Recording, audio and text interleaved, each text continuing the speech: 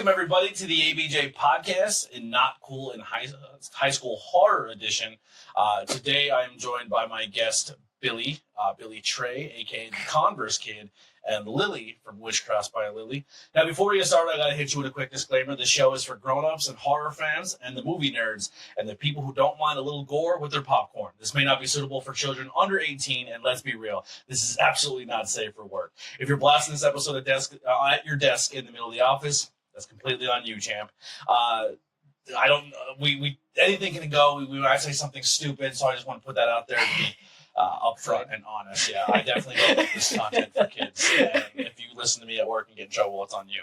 All right, now here comes the serious part today. This episode is going to cover the movie Weapons from 2025. That means we're going to be talking about the following things. This is going to be related to what we see in the movie and what we talk about in the podcast. So if these things upset you or trigger you, be warned. Intense and graphic violence, disturbing imagery, themes of child abduction and manipulation, substance abuse, and the supernatural horror that might leave you linger long after the credits. If any of this hits too close to home, consider this your heads up.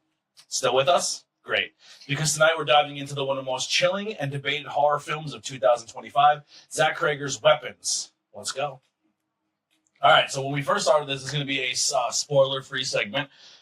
So anything from here on out that we're going to talk about, stay to the topic of what we're saying, answer the questions accordingly, and we will get into a later part of the episode where we will talk about spoilers and things we're into. Feels like a job interview. Yeah. Like, we're trying a little You're making me nervous. Okay. All of a sudden, I feel like Tom Holland. Like, can I keep a secret? I'm trying to tighten things up. If you people at home hate this, I'm sorry. I'm trying my best. That was gonna be my note when I came here. That was gonna be my note. I'm like, I feel like you got off topic. No. Yeah. So, after Barbarian rocked audiences in 2022, all eyes were on Zach Cregger, and could he do it again? In January 2023, he Unleashed Weapons, not film, but the script, and Hollywood lost its mind. A full-on bidding war erupted. New Line Cinema and Warner Brothers dropped roughly $38 million for the rights, giving Cregger full creative control, and which is rare for horror directors, and they gave him final cut privileges, which is fucking crazy. That's insane. Yeah. Did you see Barbarian? Yes. I have not. So if I can be straight up, it's not worth it. Really? Here's the thing. Hear me out. If you watch Weapons and that's your first introduction to his horror film era, you're not gonna like Barbarian. Really? It's a shit movie. Sorry, I love Zach, but it's poorly written. The idea is really cool. Keep it spoiler free, right? Yeah, I'm sorry. I forget that it's here. Yeah. No, my bad. So to keep it spoiler free, it's basically a movie about an Airbnb that gets quadruple booked in this and no one lives in this town, but the Airbnb is there, and no one knows that because they're outsiders, etc. And there's a being that lives underneath the B&B, and people die. I think that sounds sick. It's on the list to watch, so I'm definitely gonna watch it. It's just the premise of why the character kills is kind of weird. It's definitely a good scary movie, but it's just the plot doesn't make sense. As far as Weapons has a great plot, and you can follow it all the way through, and there's it makes you think, and then it never goes, and that's for no reason. You know what I mean? Maybe. So we'll get into that. He wrote it while grieving the loss of a close friend, channeling pain into horror. That grief became the movie's pulse. How far people go when they can't accept death. So this is kind of from the Hollywood Reporter. Weapons was trying to make sense of grief to channel it into something terrifying but cathartic. So knowing this movie came now from Cregger's personal loss, do you think that emotes and bleeds on screen? Or would most viewers miss that layer entirely? Say that one more time. Do you think that the emotion bleeds on screen from knowing that he had personal loss now? Yes. There we go. I don't know. I didn't know that. So to me, I missed that layer. For me, yeah, that makes sense now. It does because in retrospect. The Wise Kid You Know was Zach's sketch comedy group that formed. Did that. Yeah, Wise Kid You Know formed after 9/11. They all met on 9/11. Just it's like the MCR story is like, oh, what's going on? And they go and they all meet each other. But yeah, Zach was a part of that comedy troupe. Trevor Moore had passed away, and they never revealed exactly why. But at the time, he was trying to build a what's it called, moonshine rig, and they say that he fell off his deck while drinking the moonshine. Some people say that. Some people say that the moonshine thing exploded. No one really knows. The explosion's cooler. Yeah. If you're gonna die from an explosion. Yeah, people don't believe the true statement that has come out. Yeah. But yeah, so I guess now knowing that, what he was dealing with, that kind of makes sense. Like, now I can look back at the film and be like, oh, this is more of a metaphorical, he's holding on to that loss, and he is XYZ character, the only person that you really feel like really channels that grief is the dad. Mm-hmm. You know what I mean? Like, you have that generic, the entire town's upset deal, but you don't really feel the impact of that until you meet Josh Brolin. Is it Brolin? Josh Brolin's character? The guy who plays Thanos? Yeah. Like, he channels the grief really, really well. And then she's more in grief of just, everything else. Well, no. Every single person is in grief Yeah. in some way, shape, or form. Now that I'm sitting there thinking about it, literally Yeah. all of them are. Because that also now questions me to believe that the whole thing is a metaphor for you using your grief as each one is a weapon, you're using it against yourself. You're holding on to that. Yeah, how is it a spoiler to say how it's numbered as it goes on? It's chaptered off. It's chaptered off. Yeah, I was watching. I was like, "This is very Pulp Fiction." Yeah, it's really cool. This is Quentin Tarantino's fucking horror movie. Yeah, without going into too much detail, it's chaptered off, but it all relays the same story, which is really fucking amazing. That's what I guess I love the most about it. Yeah. So we're gonna get into casting characters here right now, but when Billy says it's kind of chaptered off, it'll be like chapter 1, this character, and then you'll kind of see a character, and then they meet another character, and then you're like, well, who the fuck's this character? And then it's like chapter 2, this character. You're like, oh, okay. Yeah. And then it tells their story up until the point where they had that interaction with the previous character. They almost all cross over. It's kind of like the movie Crash. And then halfway through, you're just like, oh shit, wait, we're gonna learn about this person or this thing soon, And then you're like, fuck, and you're like, oh my god, this one? yeah.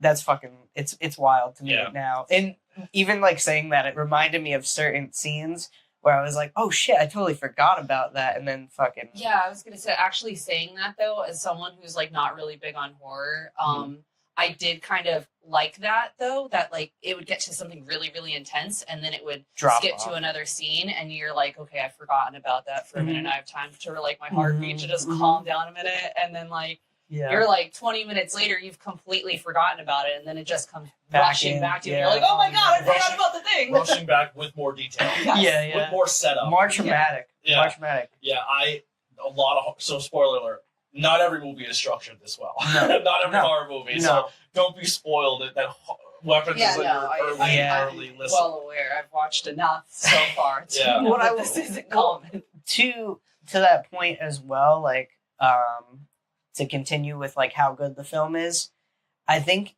in an era now where everything is gore porn, everything is oh, it's so bloody, it's so gruesome. This is a good film of just being on the edge, because it really doesn't get bad until the end, towards really close to the end. They could have went way harder and didn't.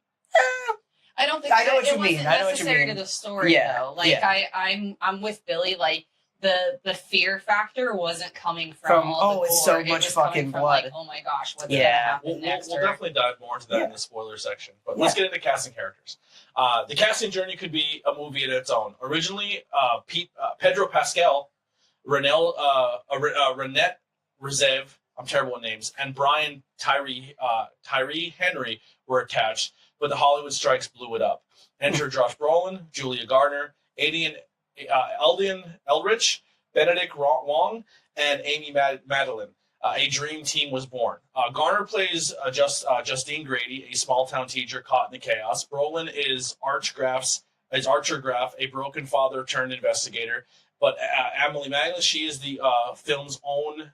She's owns the film as Gladys, an elderly woman who calm hides everything, something truly unsinister. So Emily Magnus saved the movie. This is what Krager said, the director. They said that Amy saved the movie. She made Gladys human, and that's what made her terrifying. So kind of getting into the next little question here. And also, they did talk about that Gladys is going to get her own prequel movie. We did talk about it in the previous episode on Dangerous Animals, because when we talked about weapons being upcoming, we were like, well, we're going to see this movie, but we already knew going in that Gladys is going to get more film. I don't like that.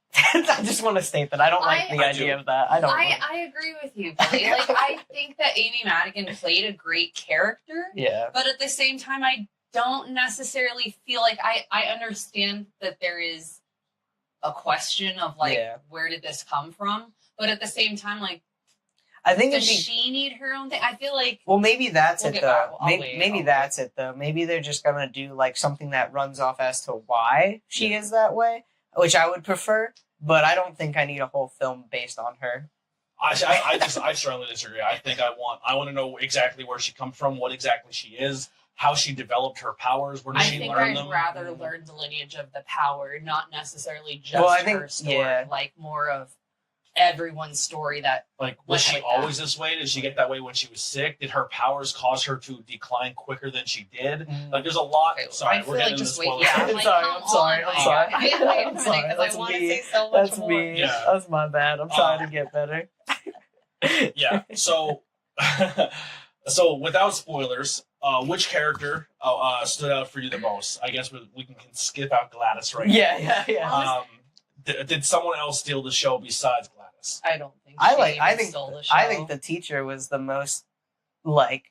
I did not like the teacher the whole time. I did not like her the whole time, but I think that her acting is so fucking good though. Yeah. Or the fucking cop, the dude that she interacts with. I don't remember what his name is. Fuck. But his thing was fucking. Yo, there's a scene with him that I was like, what the fuck? Go ahead.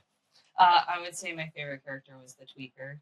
I was gonna say that too. Though, like, because he fucking his character is so fucking interesting, right?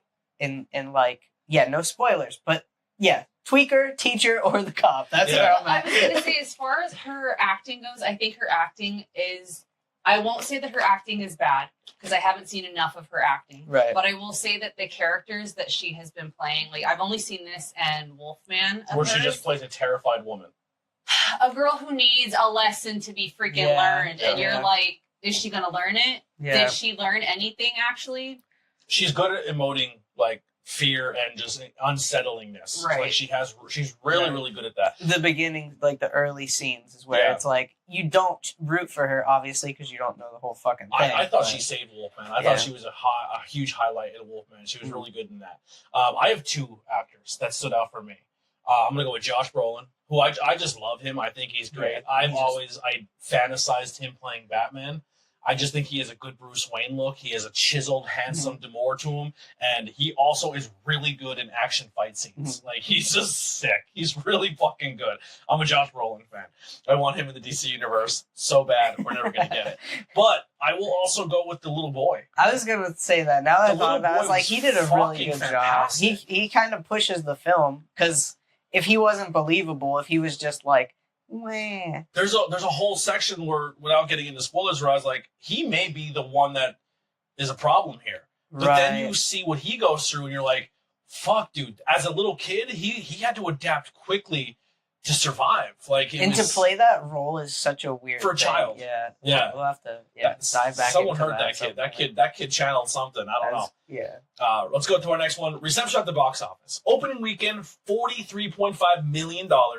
Final worldwide would be around $256 million on a $38 million budget. So it beat its budget opening weekend, and then added another 260 some on top of it. Awesome. It was horror gold. Audience gave it an A. Cinema score critics were split. Some called it genius. You're good. And others called it a collapse under its own ambition. Empire gave it a 5 out of 5, something that shouldn't work but does. Roger and Ebert gave it a 3.5 out of 4 and praised its restraint.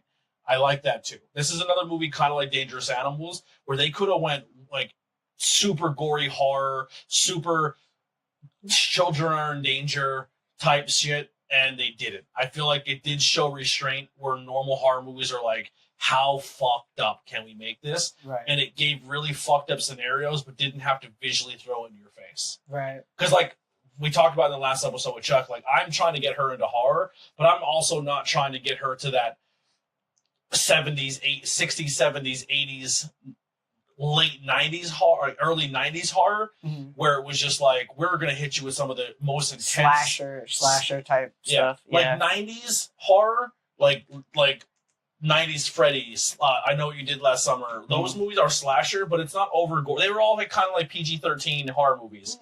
Like 90s, 2000s, very PG horror. Like mainstream horror is very like, I remember growing up like, oh, it's PG-13. I'm not even wasting my time. It's going to be fucking stupid. But then you see like the underground horror and you're like, oh, this is where people fucking turn to 11. You know what I mean? So I think they did like a good job hidden with films and stuff like that, which was like later in the 2000s. Yeah. Or hidden footage, lost footage, whatever. Yeah. Found This movie sparks arguments that it's usually how classics are born. Do you think this kind of divide helps the horror, keeps it alive, or hurts movies like Weapons when critics don't agree at all? What, just Who cares, man? Just let the movie be. What, they were just, it was like a political thing because of the gun scene or something? Or I think when they seen Weapons and there was children in schools. They were insinuating it was like about mass stuff. I can't even say what it's about. Like, this is so aggravating. I'm sorry. No. But I disagree. I disagree that that's the whole point of it, though, is like, do you think that that's a good thing or a bad thing? And it's like, well, the people didn't even watch the film. Yeah. Right. That's the problem, is that pre like viewing, they're like, oh, Weapons, child, oh, this, and if you don't watch the film, it's like, of course it's gonna, it's gonna depict it one way. Like, you're immediately gonna think that it is something that it isn't. Yeah. Without a spoiler, there is a scene where they do kind of show the tagline of the movie in a supernatural way, saying weapons, and it's like a clock, and then it's like a giant AK-47, and you're like, oh, here we go. This is what it means. That's what you that's what they insinuate. Like, it's like, no. I don't even know why, honestly, I don't even know why that was there. I'd like to maybe discover that more with you guys. But, well, I think without goes without saying, if what we talked about now intrigues you when you haven't seen the movie, now's the point, if you don't want to be spoiled, is your cutoff point. We gave you ample time. Yep. We are chomping at the bit to talk this movie. Pause the episode and watch it, and then come back. Or if you're a freak like me, I like listening to people's spoilers sometimes. Like if I'm really, really, really into a movie, I won't touch it and do anything. But if I'm like, but I'm also someone who doesn't give a shit. Like, you can spoil it for me. I'm still going to watch it because I'm going to develop my own personal opinion. Yeah. We have a dude in the Discord. You know him. He fucking spoils everything. But if you spoil something on him, he fucking has a heart attack. Tony, I'm surprised you're talking about yourself like that. No, but he was trying to spoil Wicked too for me, and I was like, "No, shut the fuck up!" Right? I do that too. But I was just like, he'll tell me like, "Oh, that movie was terrible, X, Y, and Z," and then I'll go watch it. And I'm like, "Did we watch the same movie?" Right. Well, that's, I guess, where it comes into play, is like me and M. That's where the barbarian thing came from. Her friend is literally a film critic, basically, like went to school to do all that stuff, got their degree or whatever. Come over. Without like throwing them out there, but they were like, oh, you like Weapons? Don't watch Barbarian because you'll be so upset. So I think that's what I was trying to say before, is like when I came into it, I was like, man, I really shouldn't have watched Barbarian after watching Weapons, because the jump in professionalism and writing within itself, and just the jump in like acting. But as a musician, you make your first album in your personal space with your personal equipment on a budget that you have, right? And then your music is like, holy shit, ConverseKid, your music's so fucking awesome. We now want to throw a $38 million production for you to make your next album. Well, it's not going to be the same quality as your previous one. But here's the problem, though. They didn't need Bill Skarsgård. in the first movie in Barbarian, they did not need him. I'm not gonna lie. I didn't even know he was in it. Yeah, he's in it. He is a main character in it, and he doesn't do much for the film. If I'm being so for real, like he's a great actor. He's a great actor. The stealing point of the movie. But that was the thing. That was my concept. I know it's not about that, but it's about Zach and his writing within Weapons. It's like he had the perfect cast. So I do think he got lucky within that aspect. I do think Barbarian with a better cast lineup because they had Justin Long from Accepted, right? Mm-hmm. It was Justin Long. And he was also in Jeepers Creepers. Yeah, he was in this one for like a split second. Yeah, he's all over the place, but he's a great actor because he plays in the convenience store, right? Oh wait, we've gotten past the we're past the spoiler. Yeah, we're in the spoiler. This is, I think, the first horror movie he's lived through, right? One of them. Yeah. He does not do well in spoilers. horror. He dies in Barbarian, I think. Yeah, of course he does. He doesn't get turned into a fucking walrus, does he? No. Tusk. Great movie. No. So, yeah, we'll talk. That's going to be a whole other topic. But Zach Krieger, because we're talking about films, right?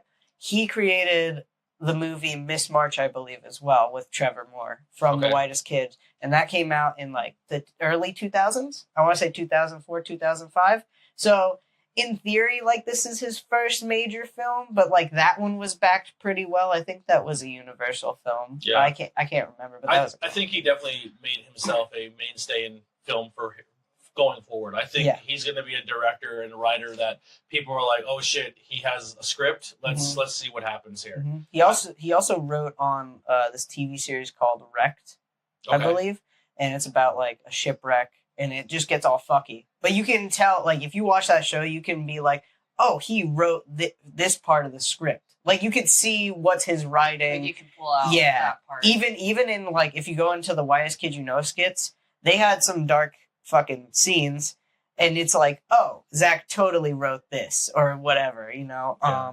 So, yeah, it's fucking awesome. Well, let's get into the spoiler section of this movie and just do a quick full story breakdown. So everything starts at 2:17 a.m. 17 children from the same third grade class silently leave their homes and vanish. Only Alex Lilly remains. I forgot his last name was Lilly. I did forget that. Yeah, you kept saying something. They're like, why can they just call him Alex? Like, why do they have to keep calling him Alex Lilly? Yeah, Alex Lilly. You're like sitting right next to him. Yeah. The town erupts into chaos. Teacher Justin Grady becomes a scapegoat. Meanwhile, grieving father Archer Graff launches his own desperate search. All trails lead to Lily's house. Windows papered over, strange noises within. A drifter named James breaks in and discovers the missing children in the basement, alive but catatonic. Watching over them is Gladys, Alex's frail aunt, but she's not just old, she's ancient in will. Using personal items and hair, she enslaved the town and draining the children's life force to stay young. Justin and Archer storm the house, facing enchanted versions of Paul, the cop ex, and James. Blood is spilled, spells break, and finally Alex mirrors her dark magic back onto her. The children's once victims turn on Gladys, ripping her apart like feral fucking creatures. The spell breaks, the town wakes, but the innocence is gone. With that twist hit, Gladys is the puppet master. Did it shock you or confirm your suspicions throughout the movie? Whenever the kids came after? No, like when you find out she was the puppet master behind everything.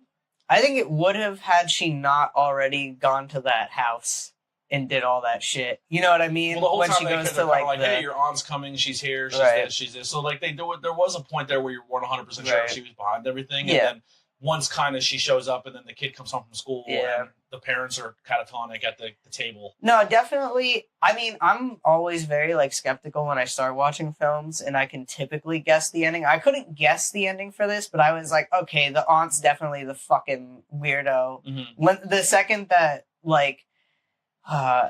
they're like, oh, his aunt's coming to town, or you can't meet with his parents because his aunt's coming. Yeah, that was like one of the earlier scenes, right? It was the principal, and he was like, I'll have to talk to his mother or something like that. Yeah, because the whole time you're just seeing that the parents are kind of sitting on the couch not moving. You still don't know why Right.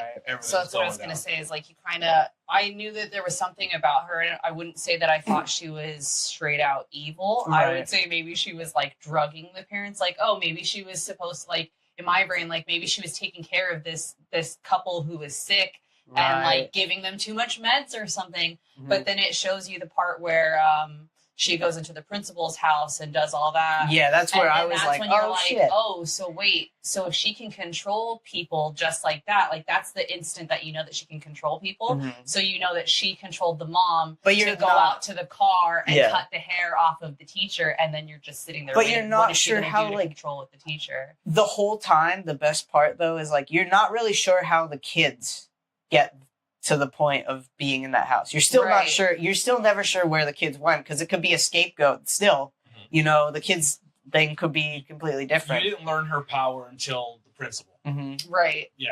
And then, like I said, that's the part where you're like... Or no, the parents. No, it was the principal first. So what happened was the principal has already, like, attacked, right? And then... You don't see the why he attacked. You see Alex or the kid, Josh Brolin's character attacking the principal who's attacking Justine. Yeah, because you're like, and then that dissipates, and I don't remember where we go, what little story we go on to from that. Right. But then you see how she's like treating the parents and everything like that, and then you get to the part where she's like snapping it, or she gets where we're back to the principal now in the principal's house. In the house, like, yeah.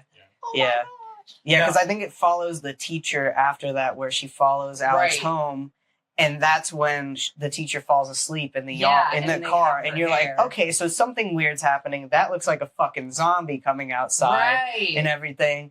And she gets in the fucking car. That's probably the scariest part of the film, with the scissors. And she's like already jerking around, and you're like, is she gonna cut her hair? And then she just cuts her hair.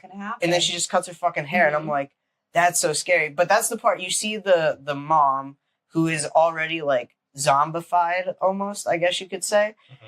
And you're like, okay, so is that a dead person? You're like, what the fuck's going on? Yeah. Yeah. Was anyone else's first thought voodoo dolls? No. No, not at all. Okay. No. You I'm sitting there thinking vampire for a while too. Well, yeah, because everything was being done at the dark. Yeah, and it was all being done source. In dark, and like like all the papers on the windows and everything. I was like, it needs to be dark. Everything's happening in the dark. But I was thinking like maybe voodoo dolls, because I'm thinking like she has the parents, and like I didn't know what she was doing with the teacher's hair yet. Mm-hmm. So I was like, oh, she's controlling them. Like she's making little whatever with all of them, and then it got. Which she never uses the teacher's hair, right? Yes, she does in the principal's house. In the kitchen. She uses her hair for the principal. Oh, and then that's why he goes after her. Yeah. That's right. Yeah, she needed the hair. But she keeps the hair. Like she took it. She takes it back off the stick and like tucks it away. And I was waiting for her to use it again, and I don't think she ever did. Okay. Yeah. I don't remember her taking it back off. Yeah, she like breaks it and there's still a strand, and then she keeps it. Yeah, I think it might have been it could have been the principal's as well, because to use again. Oh, that's true, to use that again. Yeah, but then that didn't happen because he fucking dies. Yeah, that part, which is super fucked up, because so he like chases her, he runs all the way from his house. Well, before that, to the fucking gas station. His partner. Oh yeah, that's the part where I was like, headbutts. Yeah, he just headbutts him, and I thought this was so cool. Because you don't see the actual gore. Like, it's not overhead. It's just, you're seeing him just fucking thuds. And you watch his face get kind of, like, concaved. But it's still not super, it's still not super gory. Right. It's still, like, pretty fucking tame for a horror film. You know that what's happening is visceral. But they're not shoving your face in it. And even after he finishes, he stands up. And they still have the shot of his partner on the ground, but it's kind of blurred. Yeah. And you can't see it all. I feel like so cool. I'm not trying to be like, I figured a lot of this, but I feel like I was pretty on par with a lot of my things. I was like, I thought from the beginning, I was like, I think the movie does kind of tell you a little bit of what it's going to go throughout the, when they wrote witch in her car, and I was like, and then I seen Gladys, I'm like, Gladys is a witch. Yeah. I think she has some type of witch powers. Mm-hmm. And then because they write it in the red lipstick, and then she's wearing the red lipstick or the red paint. Yeah. And then when I was just like, but also she's a witch, but she's almost like a parasite. Like she needs life force. Yeah. And then the one time they're in school, they're teaching the kids about parasites. It's in the that too, but it's also in the TV show with the ants is the fungus that grows on ants. Yeah, so they were talking about parasites a little bit there too. Like Gladys is almost like a parasite, or she's a witch, or something along those. Is she demonic? Like, there's a lot of different layers you can go with that. Yeah. The fucking, I'll tell you the scene that got me. Like, I was just like, and it's not even like supernatural horror. It's not even scary. But when he arrests the tweaker, and he's like, "Do you have anything in your pocket?" And he fucking sticks his finger in his pocket and hits the needle, and he just goes awesome. Wow! I was like, what the fuck, man? And he was just like, what the fuck? He snaps back into it like, shit, I just fucked up. Yeah, because his body cam's on and everything. And the fucking like, police camera's on and shit. And then I thought that sequence with the cop was one of my favorite sequences of the movie because it was so real. Because then he goes back to his boss, which is his ex's or his current wife, husband, and then he gets caught cheating. His wife's dad. And then he has this whole thing where he's cheating on his wife, and her dad's his boss, and then he just made a fucking mistake. That can literally get him arrested as a police officer. Pause. You're missing a whole nother layer to this. He was sober. Yeah. Oh, that's what it was too. Yeah, and then because the prick. Shit. So he the night before that, still before all this though, the night before that he was drinking with the teacher, and then next day on top of that he freaking gets stabbed by this. Yeah. And the dad's like, "Well, we'll cover it up as long as this dude does not show his face for 30 days. You're good." And then you see the fucker walk into the police station, and he's like, and you're like, why? Why would he even come around here? And then you find out he finds the children, which I was like, what a fucking good layer. It was that has to be one of my favorite sections in the film. I'll be so for real. Like, the tweaker puts a lot together. I did not like his character though. I was like, fuck, I don't like that. This guy is gonna go in here clearly just trying to rob shit, and then it's gonna like turn around.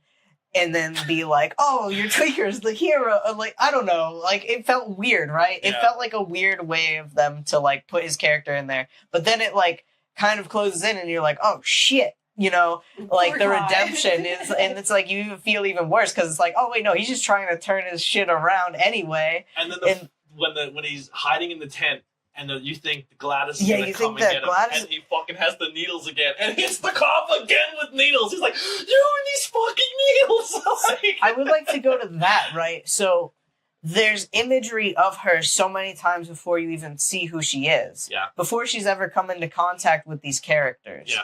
And that's the thing that I either don't like it or I don't understand it. Because you see her, she scares the dad. Yep. In his like dreams, she scares the teacher, right? In her dreams as well, right? Like her face pops up when she's laying in bed at night, and then it's from the ceiling. So you're seeing all this imagery of a lady with like orange and like the lipstick and everything, way before you ever get to know her. And then it finally clicks. But I'm like, why would you have to show that, or why is that a thing? You know, that's not something that they ever come back to in the end.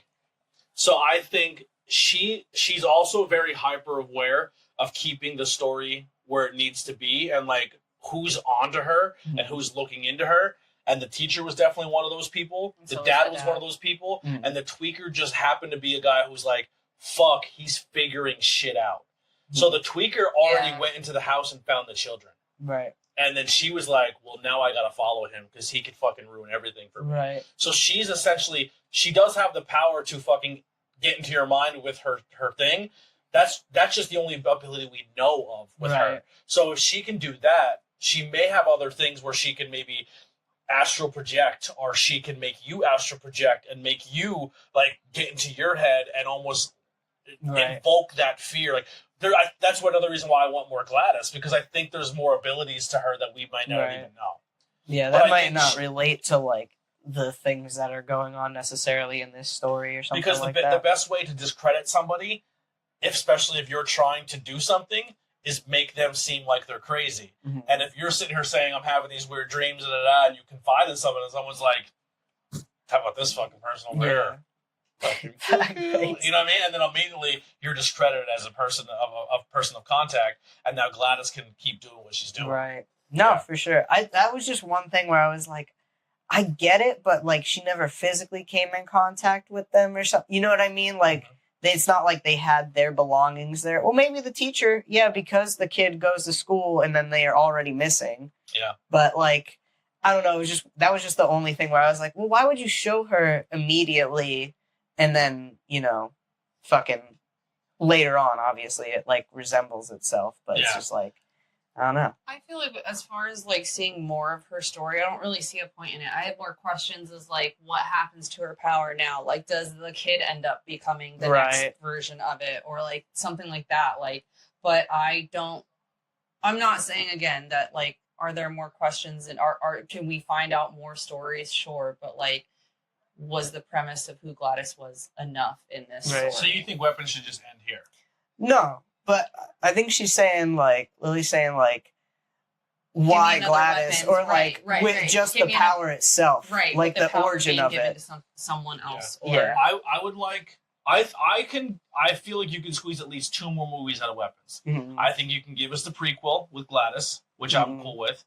And then I definitely think we need to learn more about... So here's the thing, too. I think you give us the Gladys movie, and then you also see... maybe someone come out of her ability and what actually happens to them. Mm-hmm. And then your brain can start piecing, well, oh shit, if this is how their long-term effects is, what about that fucking town? What about those kids' parents? Right. Because like at the end when you see... You have no idea. When you see all the kids, they're just like, what happened after they tore this old lady apart? No, they couldn't even talk. Oh, really? They were all like catatonic. The narrator says in the movie, everything kind of went back to normal. Nobody talks about it in the news. Everything kind of just acted like it never happened. Right. It's like a year later. A year later, some of the kids are now starting to talk again. And some don't do anything. Because the parents, there's the scene, at the end, there's the scene where, like, finally, they break the kids out of this spell because Alex snaps the fucking... thing in the water as his parents are chasing him. Well, he goes into the bedroom. He takes her real hair from the wig, puts it on the twig, pricks his finger with the blood, snaps it, and then all the fucking children go crazy, and you're like, oh shit. And you think kind of that they're gonna go rampant around the town because you're like, how could anything else happen? Well, no, he took her hair, her hair, but the wig, right? So that's where I'm confused. Like, is that her real hair? He took the hair from inside the wig. No, I don't think he took any hair from the wig. I don't think he took any real hair. I think they showed him do it. They showed him take hair from the wig. No, he goes inside the wig and pulls her long blonde hair out. Okay. I thought he just took one of the... I thought, that's why I was like... I thought it was going to be more like that it was something that belonged to her. Like it was like a talisman. Right. That's true too, because when he goes into the school, even if it wasn't her hair, he went into school and he just took the fucking textbooks. He took the papers with all the names. Oh, yeah, that too. Yeah. So, like, I guess that's what it is. It just has to be a belonging of you. But, like, even so, then... Because she did have little hair left, and she had, like, long blonde that she would tuck up into the wig. Right. You see him physically, like, gather up what's inside the wig and use that. I think there's so many parts of this film, too, where you jump from, like, hating her to being like, oh, shit, I feel bad for this woman...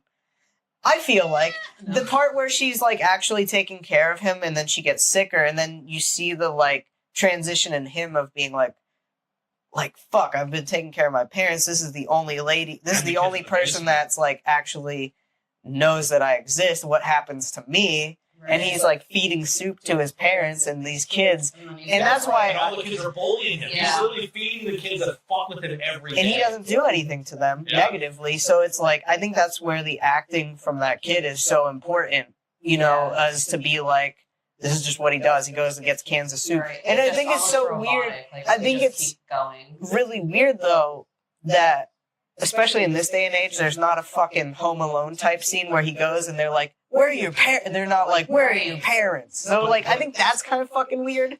But this also seems like a very close-knit community where everyone kind of knows each other.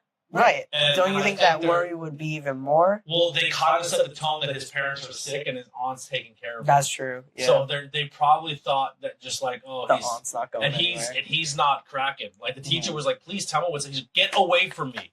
Like I can't tell you fucking anything. Like you, if I tell you, I just watched my parents stab themselves in the face with forks. Yeah, that scene is eerie. That's where the gore starts to settle in. Is like later on in the film. Yeah, that's why I would say they do that, and they're still not like profusely bleeding. Mm-hmm. They have punctures, but they're not like leaking. It's still just fucking eerie. It's still very it's hard to watch. Yeah, cringy. And so like that scene really got to me because then in my head I'm like, fuck, what if I ever had to like I couldn't imagine being that kid.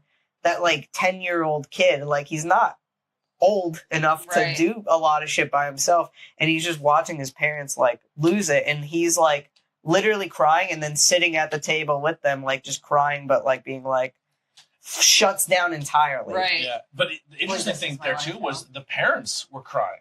So like there is a layer of while they were still first catatonic, like they knew had some sort of they knew that they're like, fuck, dude, we can't do anything about this. Like the dad's literally like looking at him and tearing, like he's.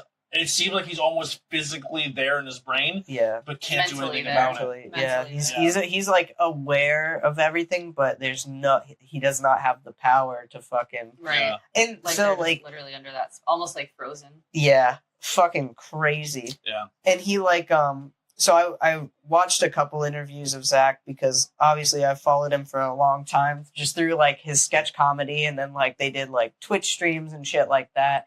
And there's an interview where they talk about the scene that you're talking about, where there's the gun in the sky, and then it says like 216, and he's like, or 217, and people are like insinuating that meant it was like a mass shooting.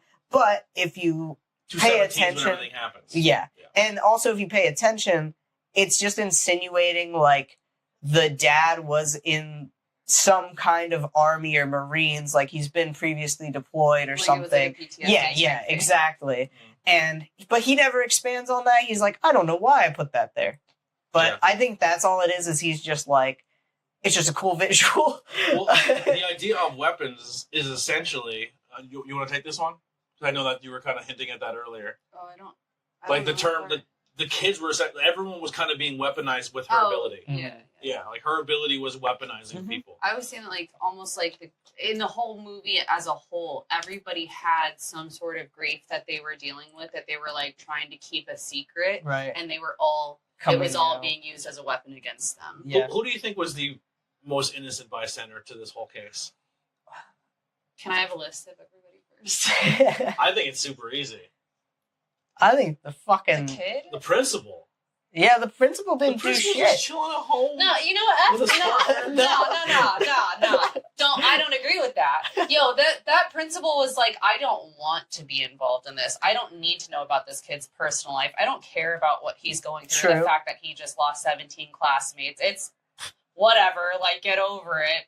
I don't think the principal was super innocent either, because he was like, oh, like, it was a hassle. It was hard to take care of. And then, like, the teacher was trying to figure it out, and then the principal was like, stop putting your nose into it, just let it die. Yeah, he's literally like, let's just fucking... But that's not a form of innocence. That's a form of him being like, I don't want to part of that. I feel like there's a lot of moving parts for his job, and he's trying to fucking navigate the fact that, like, hey, I'm a principal, and my job is to make sure the school still moves smoothly. The police are handling the missing case. Teacher, fucking...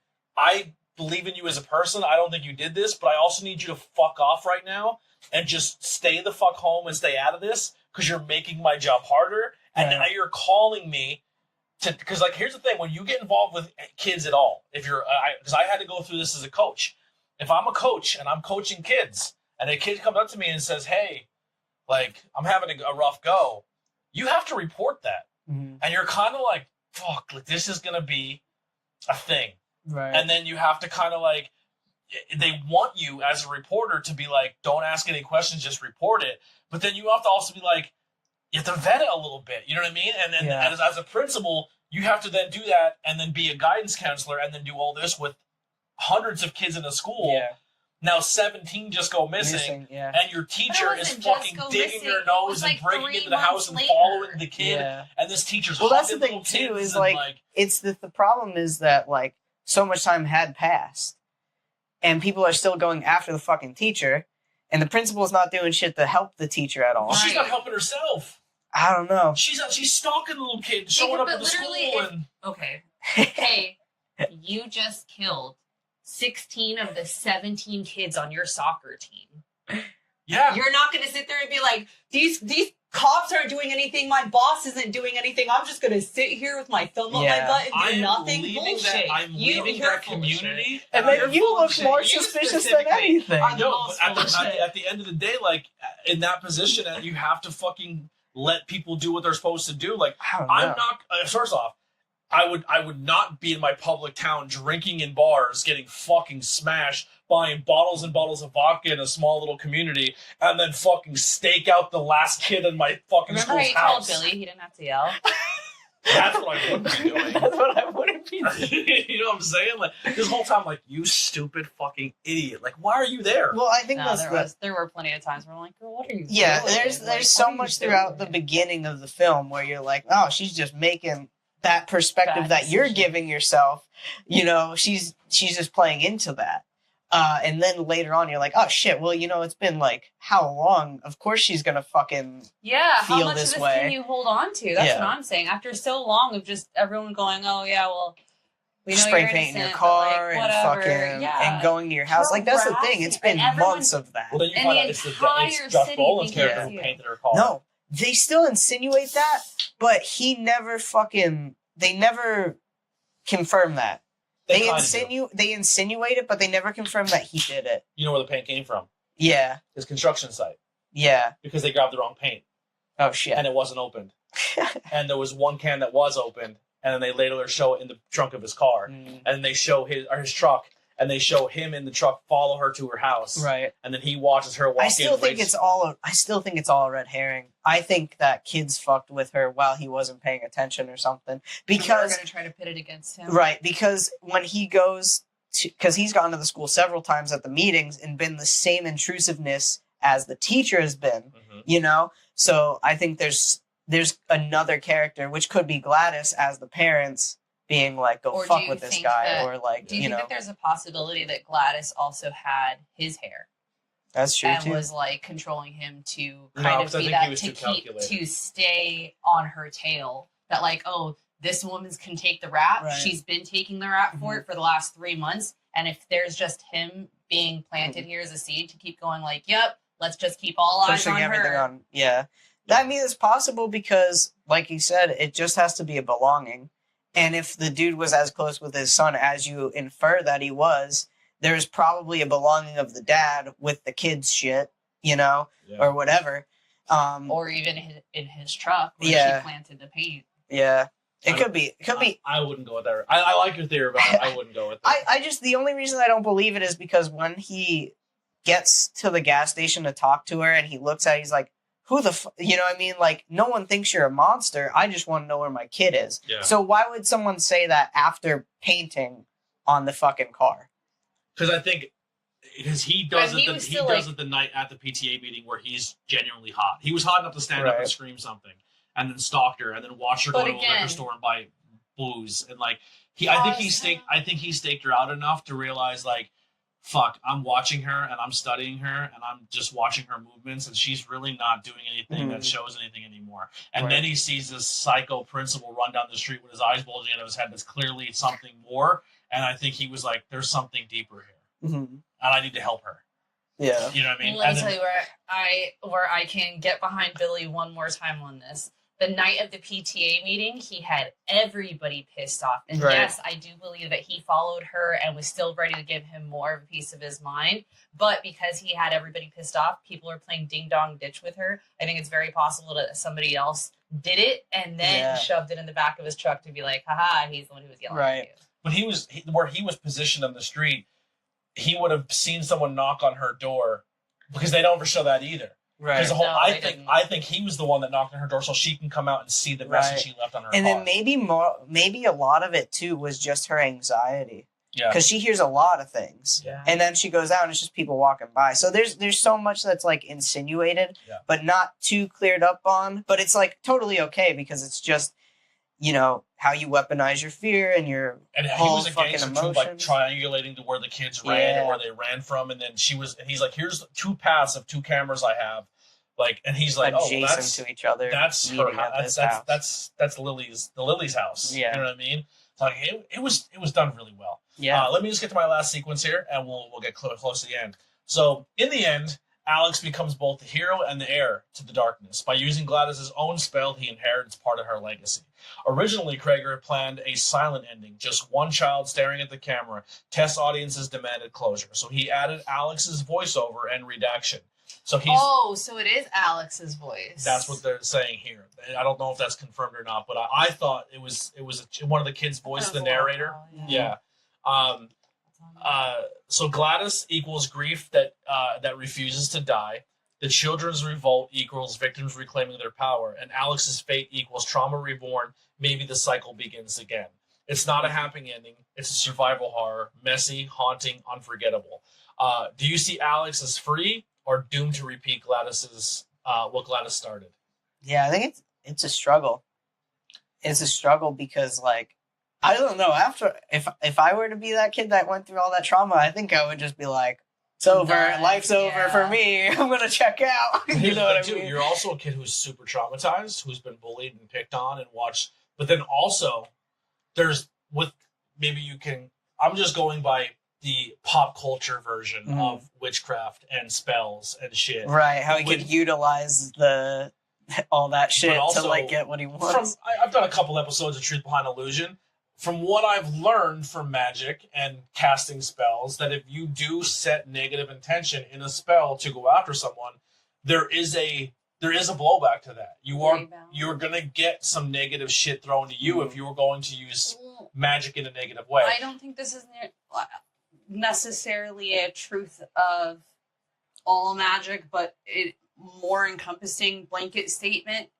There's always like a price to pay. Sure. And I think once he used the magic to save the day, but I think there's going to be something attached to him because even though he used the magic for good, he used dark magic. Yeah. So like insinuating that like maybe the reason that Gladys used it ever in the first place was because of a land of negativity. Right. And then in turn she got sick and she was like, well, if I just use it on one person that was a bad person, you know, and then she was like, shit, that bad person wasn't young enough. I need it as a life force to keep myself alive. Yeah. Or what if it was like, let's say that she had her own Gladys, right? Like right. if this is and it's a just trauma a pass circle, down, and she's like, I don't want to have to pass this on to someone else. I'll take all of this responsibility. Trust me, kid, you don't want this type thing. And you know, because you don't know how long she's been doing it for either. Like, you know that the mom says something about, oh, Aunt Gladys was staying with so-and-so, but she passed away, as you remember. But Aunt Gladys is sick, so she's coming to stay with us. That's crazy. So she was, like, using So it's like, so she's kind of just going from, like, this town to that town. And it's like, oh, she's a distant, like, oh, how come I've never heard of Aunt Gladys before? Well, and the thing is, too, is that, like, you never... Aunt Gladys could have never been a part of the family in the first place, I think. And then she met the parents... was like, oh, they look healthy. Because the dad didn't really know anything about it. The mom knew most of it. And the mom was even like, oh, she's a distant relative. We invited her to the wedding, but something like that. But like, oh, she's coming and we're coming here to take care of her. And, you know, which is all the more reason why we need more Gladys. I guess that's why they set it up like that. Is like you'll find out how she met the parents, and it won't be the fact that she's calculated, how she goes about life. Yeah, I'm still more curious, like how you're talking now. I'm more curious to see what happens with Alex in the future. Like, okay, so then what's next for him? I think just because we're riddled in a world with prequels, that some of us are like, I'm over the prequels. I'm like, yeah, I don't care about what's in the past. Tell me how you're going to change. But here's the thing: Weapons is very unique and different, and it's not a rewash of something else. And if you're going to give me a franchise based on something new and a new idea, fucking I want to dive into this franchise. I guess that's what I really want, is to know what Zach had watched or like what inspired the way that he wrote, because it doesn't feel the same as anything. Like the way that's written is it's structured. It's structured so well. Yeah, you know, and That's where Justin came in. He was a parent of one of the kids, and he was coming home with the shopping bags, and the dad encountered him because the mom was like, "No, you can't see the fucking footage." You can't. It just clicked in my head, and then he walks outside, and the dad's there, and he was like, "Hey, let me talk to you," and he like threatens him. He like puts his hand up on his shoulder and shit. Yeah. Justin doesn't die though, so we were right. I completely forgot that part. And the whole time, the wife's just pissed. Like, she's like, "You're really just this is a real fucking thing. I just told him you're gonna do that. You just walk in the door and like, and he brings the why fucking am I even here? the map blueprint of the it's the telephone towers at first is what he's thinking, right? Which sends you off. He sees a crane, right?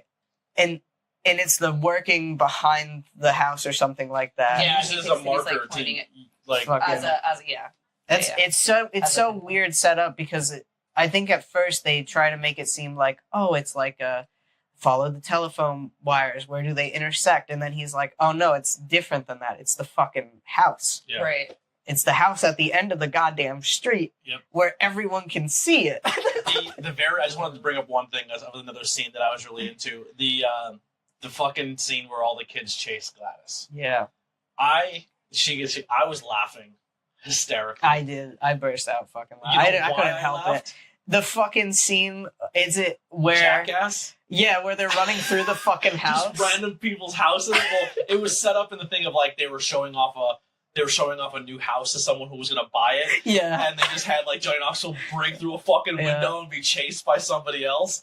I immediately went to a Jackass skit. Yeah, I was fucking crying. But then I felt like Eric Andre in a little bit. Like this seems like something Eric Andre would do. It felt so like nostalgic. Normal. Not that, like, just like, it kind of felt like the people that were like in the house were actually just kind of chilling in their house.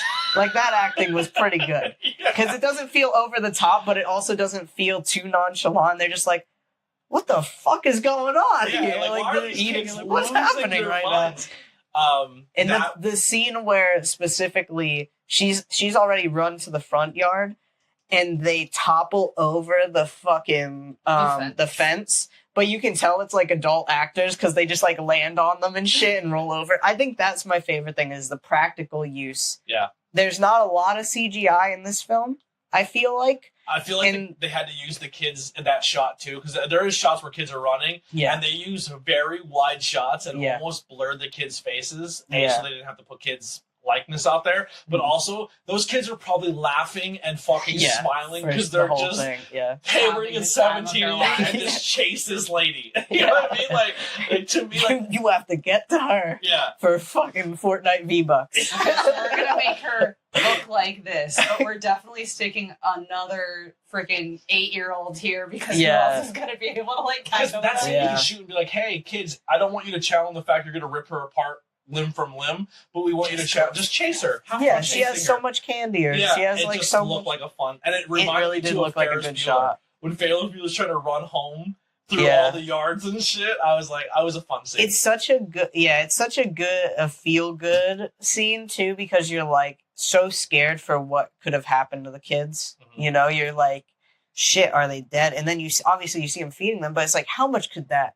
And when Roland's carrying his kid home, his kid's still zombified. Like he's just nutrition wise. Imagine being the dad. You see your kid, then you have to go upstairs and save whatever's happening to your kid, and then your kid leaves, and then you follow the path to your kid, and your kid's one of 17 kids who just ripped a woman apart with their bare hands. Right. You're not like, Josh Brolin, the actual, like, the parents that have no idea what the fuck happened, and they just fall. They're like, you just got your kids back. But hey, another layer to your kids coming back is they just ripped a random woman that we don't know who they are, literally apart like a pack of wolves. It's crazy that with their bare hands. He doesn't even acknowledge it though. He just goes, "Huh, he's just my child." But he's still in protective mode because he's like, "Oh, there was something more supernatural here. I'm just gonna get my kid and get the fuck out of Dodge." Right, and he does he picks him up, right, and then he just stands there and looks at all the kids. I think, right, is like the whole thing is he's like holding him. And he's like.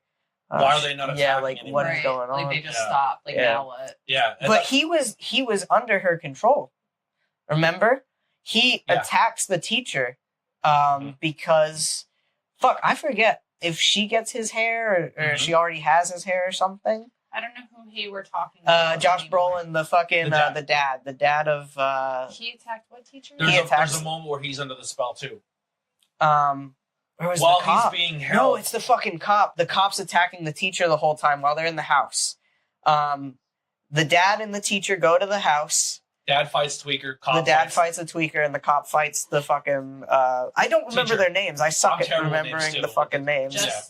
Justine. Paul. Because she pulls the James. gun. She pulls the gun out of the cop's the principal. holster. I don't know. I'm like. Yeah. He. And yeah. he. Fucking get on board. But yeah, Paul attacks Justine. Paul the cop, right? Right. Attacks Justine. James. I don't remember that part. I'm sorry. That's the part where That's the part. Okay, so when they're in the house.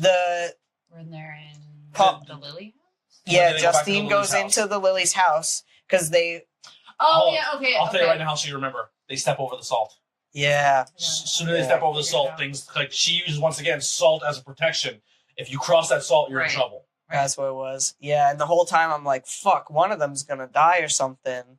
And then I think he kills the James. The dad kills James, I think. The Tweaker, him and the Tweaker are fighting. Knocks him into the basement while he's on the steps. Oh yeah, you see all the kids. She pulls the holster out, shoots Paul because Paul she can't control him any other way. She shoots Paul, gets the gun, shoots James on the stairs. Yeah. Then the parents then come after because the kid stepped over the salt. Because he thought it was the only way. Right. That was a whole other thing too. He was past that point. He's like, "Oh, you have my mom. The kids are here. Yeah. There's shit going on downstairs. I've had it." Yeah. So Gladys fucking realizes that okay, shit's going south. Yeah, someone's gonna come to the house. That's like her protection. So she like takes salt and puts it across her doorway, and I believe the parents are down the hallway upstairs. She has the salt at the downstairs with James and Paul. Yeah. And then in front of her doorway upstairs, she has the kid's parents, like standing guard outside her doorway with like another 6 feet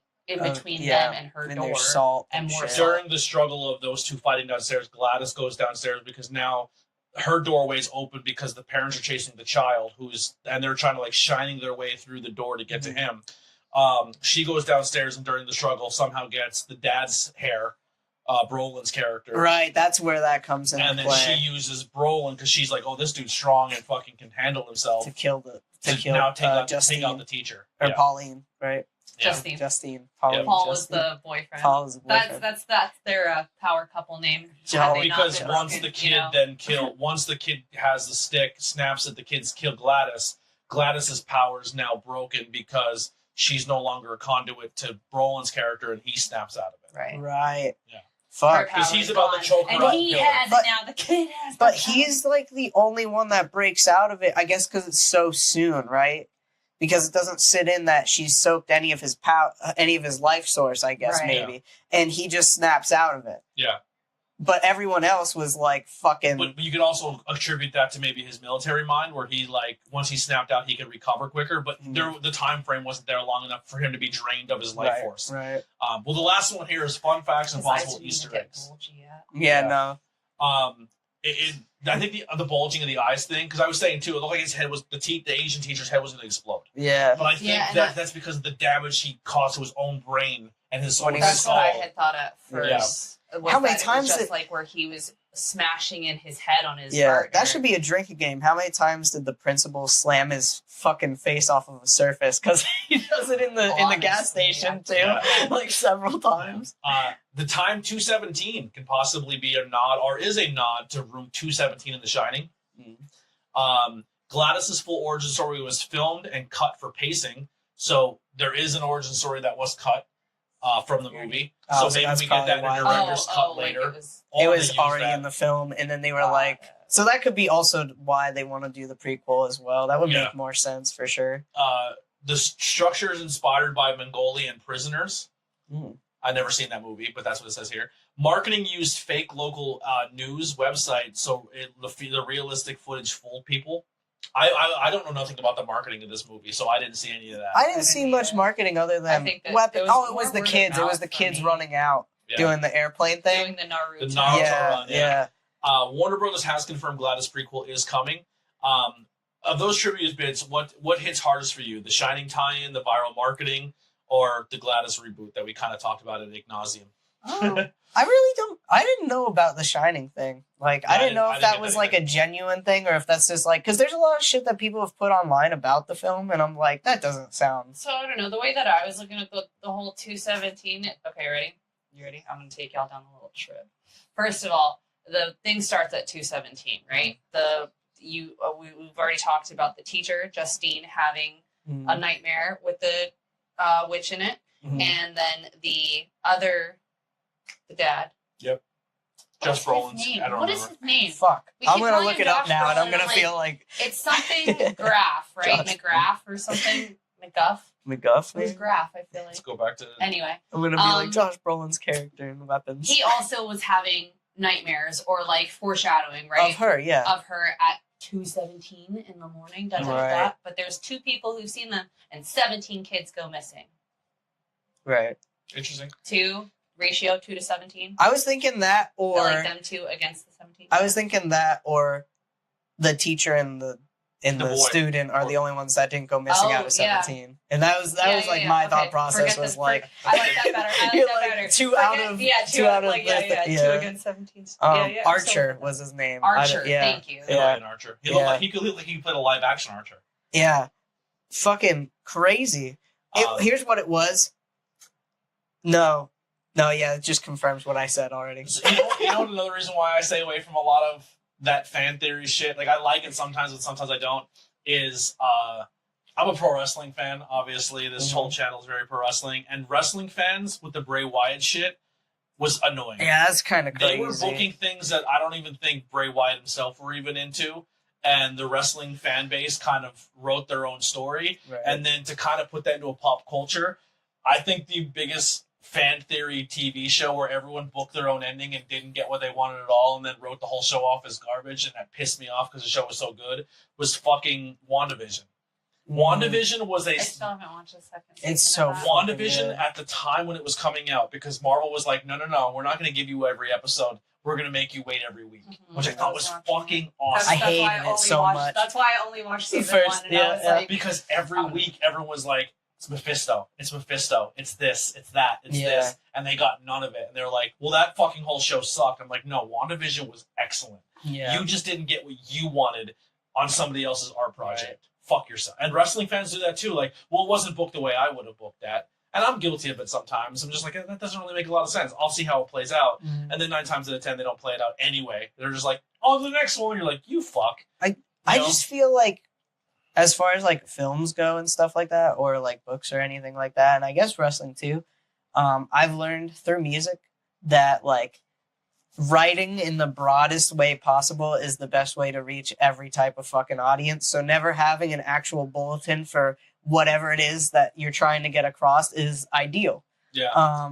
And so like I think that's kind of why there's the whole 217 thing, why no one knows, why they don't answer it, because apparently from the interviews I've seen, Zach was like, oh, I wrote like the entire first half of the film, and then from there I didn't really know where I was going. So they filmed like the first half of the movie, and as they were filming that first half, he's like, fuck, I gotta really, So and that's what people, the outside people are like, bro, like, he's a genius, he had this all structured, and he's like, no, man, I was winging it. Yeah, pretty much. And I love that. There's nothing wrong with that. It doesn't discredit his art. No, for sure. And I think that's why it's so cool that he has like a sketch comedy background, but he wrote one of the greatest horror films of this year, in my opinion. As far as like stories go, horror films have not had great stories. Everyone's saying Sinister's really good.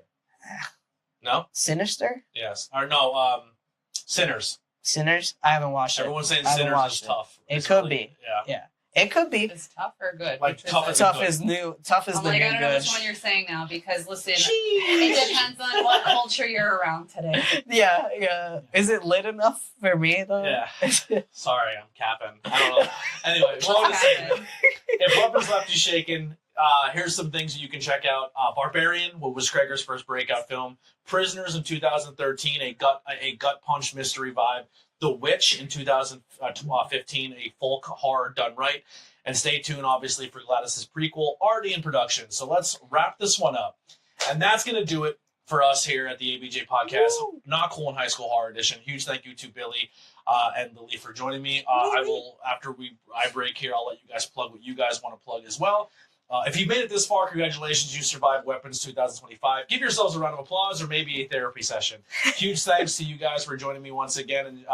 And the massive thank you for you who tuned in. If this is your first time, please like, share, subscribe, 5-star review on audio platforms. If you want to listen to this on your car, we do have that if you tune into Spotify, Apple Music, anywhere you find podcasts under the ABJ Podcast. Also on YouTube, if you made it this far, hit that hype button. We had a bunch of people hype up the last video, and Dangerous Animals hit 200 plays. Oh, that doesn't happen very often for me, and it makes me feel really, really good and make me excited. And my momentum is right now is on an all-time high. Is that a new feature? What? It has to be the hype feature. Yeah, I was like, channels. what the hell is that? Yeah, so you earn XP points by watching YouTube videos. So if you say to someone, "Hey, insert 100 friends, just hit subscribe to my YouTube channel," that doesn't really do anything for you. But if people continually watch YouTube and interact with YouTube, you earn XP points. Yeah. Then you can use your XP points to hype up content even creators. more so than what it. Yeah, that's for cool. free. That's really cool. Yep. Yeah. Remember that the ABJ Podcast is not meant for kids, not for the faint of heart, and definitely not for something to blast in your office unless you're actively trying to get fired. If you like this breakdown, hit subscribe, share the show, tell me what you thought freaked you out the most. Till next time, stay curious, stay spooky, and keep your horror movies weird. So, Billy, to close out, tell people where they can find you and support you. You can find me on Instagram, Spotify. I don't know Spotify. I don't know about Spotify right now. I'm on Spotify, but should I be? Why? Dive in. No, it's all good. No, Spotify is just not a great company right now, and hasn't been. So, debating on if I should drop off. There's a lot of things where it's like people want to be on Bandcamp right now because it's just like supporting an artist at the bottom is like impossible. I get you. Yeah. Let me hear you. Let me break. I understand sometimes people are on this like, let's fight the man and fight the establishment. Yeah. We don't have the luxury. Yeah, we don't have the ability to do that and make it work. If you want to stay broke and not reach out of this fucking Schuylkill County mind state and playing shows in Pilgrim, nothing wrong with playing these shows. But if you want to grow, you got to be on the platforms. Do I like Walmart? Do I like fucking Amazon? Do I like these? No. But it's fucking there. It's embedded. There's nothing we're going to do about it. Yeah. Don't remove yourself from the biggest platform for people to listen to you because you want to be with the folk punk scene and fucking be on Bandcamp. There's nothing wrong with Tell somebody to live their life. There's nothing wrong with Bandcamp. Don't tell somebody to I live like their Bandcamp because they can actually pay the artist directly. Yeah. I think it's a great service. But don't fucking make your net smaller because you're trying to definitely killing accessibility is probably the worst crime that you can commit on yourself. Stay true to you, Billy. You do what I'm not ever gonna do it though right now, but you have to state it. You have to say it. I don't like it. Yeah, I don't know. It is tough right now because there's so many fucking people in the industry that'll ultimately could cancel themselves, but they'll shame you for it. But it's like, you're doing it, dumbass. Yeah, like, I'm not fucking ignore that shit. But anyway, you can find me on everything as TheConverseKid, no spaces. I think on Instagram it's like underscores. Yeah. It's _Converse_kid. Maybe I'll get sued for that one day. Sick. But I have a tour coming up in November, so be on the lookout for that. It's gonna be fun. Next weekend, sir, you and I will both be. Oh yeah, somewhere. Yeah. I don't know if it's gonna air by then though. Oh shit! Really? Yeah, it's not you son of a bitch! Yeah, we're recording ahead of time. I'm trying to get a bank. Well, if you have a last week, if you have a time machine, Pink Moon Collective, October 18th.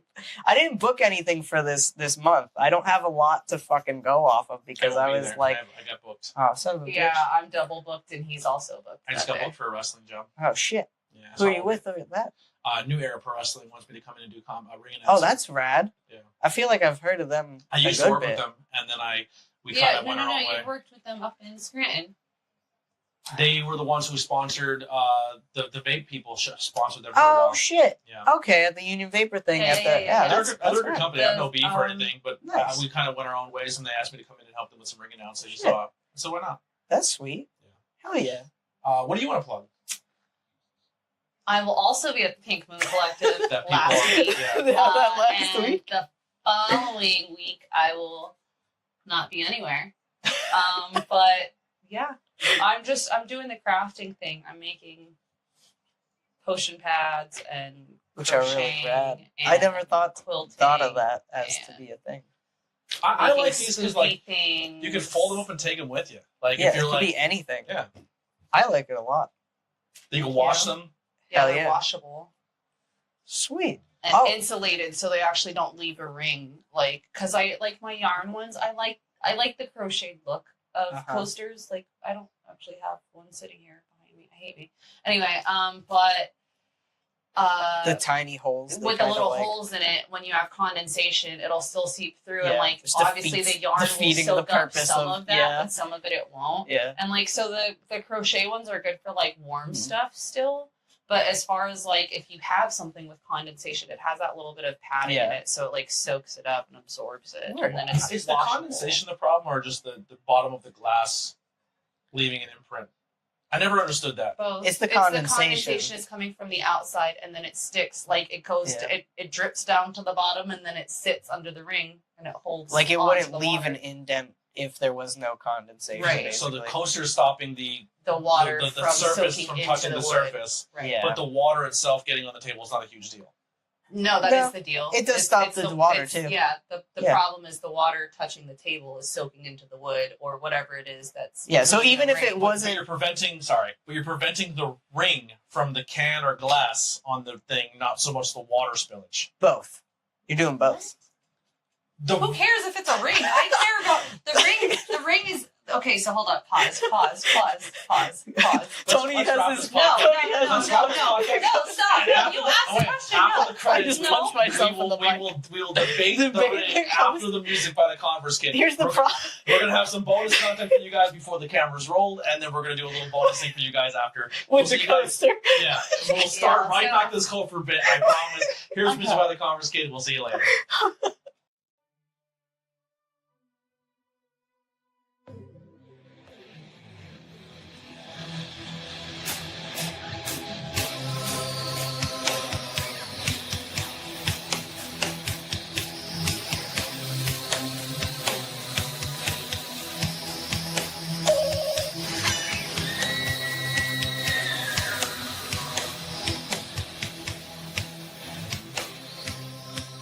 I don't even remember what I ate.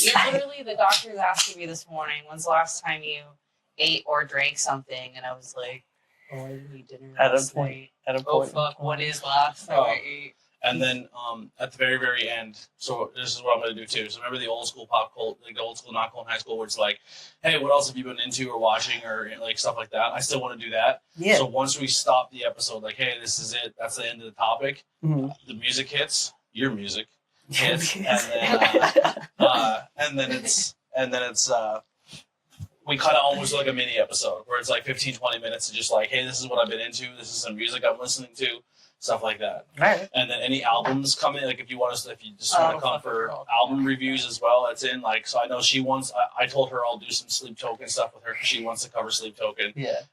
And then every week we can kind of rotate. Like you pick a band, I pick a band, she picks a band, and then we can kind of do like a thing where it's like, oh, it's Billy's free this week. Let's do an album review. That'd be rad. I'm down. What do you think the odds are that AI will pick up a skull and think it's a face? Pretty likely. Nah, you're fine. You're fine. Head, it gets head all the time. Yeah. But listen, there's a lot on your shoulder. Yeah. So. Do you want me to just move that back a little further? How can you see? Oh, you got the screen on your side. Yeah. Because I use it for the time cues and stamps to make sure it's recording. There you go. That's really cool. That got it more in the shot instead of less in the shot. Perfect. Good. Gucci. Ooh, there you go. Ambiance. Billy's is still way in the shot. You want me to move it? Wait, I got it. Oh, you got it. Because I don't want to. Good. I want it in the shot, but I also don't want it to turn you completely red. Fair.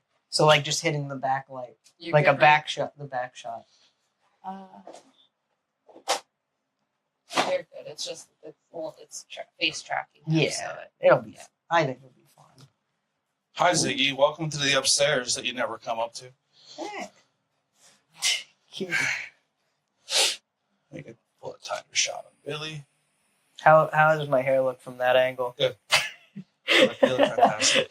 you have one I hair in forgot the my back hair. sticking up. Yeah, I forgot my hat. I like that. I forgot my hat in the car. Alright. As I parked on the side of your house, I was like, "Am I in the right place?" Alright. Feels like a fucking horror movie coming in. Why am I sitting everything would be a horror movie. No. Cameras are rolling, so please don't smoke right now. Did you already smoke? It just hit my face. Oh, babes are fine. That's fine. She's just like, I don't have anything to smoke. Oh, would you like one of these? No. Would you like heroin? Yeah. All right. Starting the episode right now for the movie Weapons from 2025 in 3. All right. The coaster. We're back. Coaster. Okay, here's the understanding that he's not getting at. The coaster catches the water. At this point. The coaster catches the water Yes, I'm Okay. aware of that. and also stops the imprint. But why are you But the imprint is why most people say, please put a coaster down. I don't want rings an on my imprint. table. I don't Because want of a the ring. Yes. Because Not of because both. of the water, but because the ring itself, if you were to have it on wood, like if it was on this, right? I agree with you. The water would I'm with you. warp. The ring itself would Sure. be warped, and you wouldn't get rid of But that. what I'm It's saying not a is if- wipeable. The water's gone, and now the ring is Just turn the gone. whole It's TV the up. fact that the It's water. so blue right now. I'm so blue. I'm just also worried about the visual Yeah, of the podcast. So what I'm saying is, you're saying your crocheted ones, the water will still seep through and get to the table. And I said, I don't think that's as much of a problem because you're still buffering the bottom of the glass and item that you're sitting on the coaster from hitting the table, so you're not getting the ring But you're damage. still getting the water damage. I understand, but like at a bar, they're not caring if the bar gets shit spilled on it. They're not caring if Right, because bars haven't been made out of wood since the 1800s. I get that, but in general, like even Pilgaroos bar is made out of like concrete. They Yeah. don't want the ring from the glass. No, they don't care about a ring. They don't want the stickiness. Pilgaroos doesn't care about a ring on the bar. It's a spectrum. As they say, it's a spectrum of coaster. This essentially is water wet or is like do you? No, you're asking about water. It's not just like coasters aren't just for water. Right. Coasters are to like stop both. spillage, like to. But what she's saying is with the crocheted one, it wasn't catching. So this is not- better. right because it's it not catches soaking both. anything Yes. in. Yeah. My argument was, are you more worried about the condensation hitting the table, or are you Yes. more worried about the ring that the? Neither. I don't care about the ring. I care about water. My care whole about life has been a coaster put a coaster up is so to you don't leave stop. a ring on my table. The whole point of the coaster is to stop wetness from Yeah. hitting the surface. Okay. And most coasters Whether are made it's in of wood. ring Like, form, in droplet form, in splash form, I guess just my wetness, my surface, my life has been cushion in between. fucking don't leave a ring. don't leave a The ring. rings were the issue. The Yeah. ring was what the Yeah. problem was. Yeah. But the only The way it would coaster was leave the designed to not have the ring. right. The only way it would leave the ring is if there was condensation, Right. like a Sure. warm, Right. around, I'm warm with drink. that. Yeah. But like what I'm saying is, if a little condensation gets outside, you're more still protecting the bottom of the can or glass from leaving the ring because the coaster's. Okay, Right, so yeah. I'm gonna take you down a separate I path hate now. this. What if you I had hate a this. hot cup? Okay. Yeah. So you're gonna if you have a hot cup Sure. mug, and you have that mug has like a concave, right, or convex on the Yeah. bottom of it. So it's That'll still also gonna build the have ring. that Shit, I never condensation, thought about right? that, You yeah. will still have a ring that's not coming from the outside; it's only being suctioned on the inside. So the coaster So another itself. reason for the yeah. coaster is for that heat to not warp your wood as well. You Sure. can still get a ring without having Right. wetness on the outside. And also so that you don't then pick up the drink, put your arm down where it was, and then burn yourself. There you go. Yeah. Ooh. So another There you bonus content. We like to take the second to talk about things that we're watching and that we're into. Anything music, pop culture. Hell yeah. Actually, this is the horror It's the life of the episodes. show, Have you seen any other horror stuff? I watched Good Boy. Oh yeah, that's right. Yeah. Did Without y'all watch? spoiling, Y'all Haven't watch seen it. that? I want to see it. Yeah, you do. Without spoiling, it's great. It's a really good horror movie. I think it does a lot more at the same, like, I think it does a lot more of the same of weapons. Gotcha. Where gore isn't necessarily a thing that happens. It's not oversaturated. Yeah, it's I love how everyone knows yeah. the premise of the movie, and then people are hating the movie because they didn't like the premise that's been told to them the entire time. Yeah. They're like, there's nothing really happening. It's just from the perspective of a dog. Yeah. No shit. That's what you've and been that's told also the whole a lie. time. A lot happens. So. Yeah. But I will say, I don't want to spoil it, but I feel like it's necessary. The dog doesn't die. Yes. I will say that. The director even came out and said that. There is a dead dog. There is a dead dog. Yes. But the main character dog isn't. Yes. Gotcha. Okay. Yes. And there is depictions of not animal cruelty, but definitely endangerment.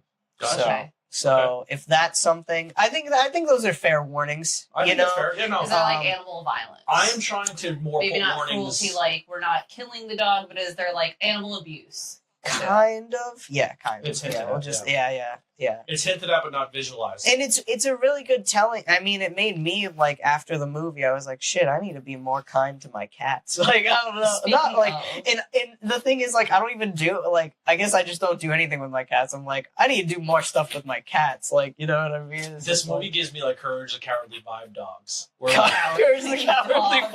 vibes. Oh, Yeah, I dog know. vibes. Yeah, sorry. Where Courage, I always had the theory that what Courage was seeing wasn't real.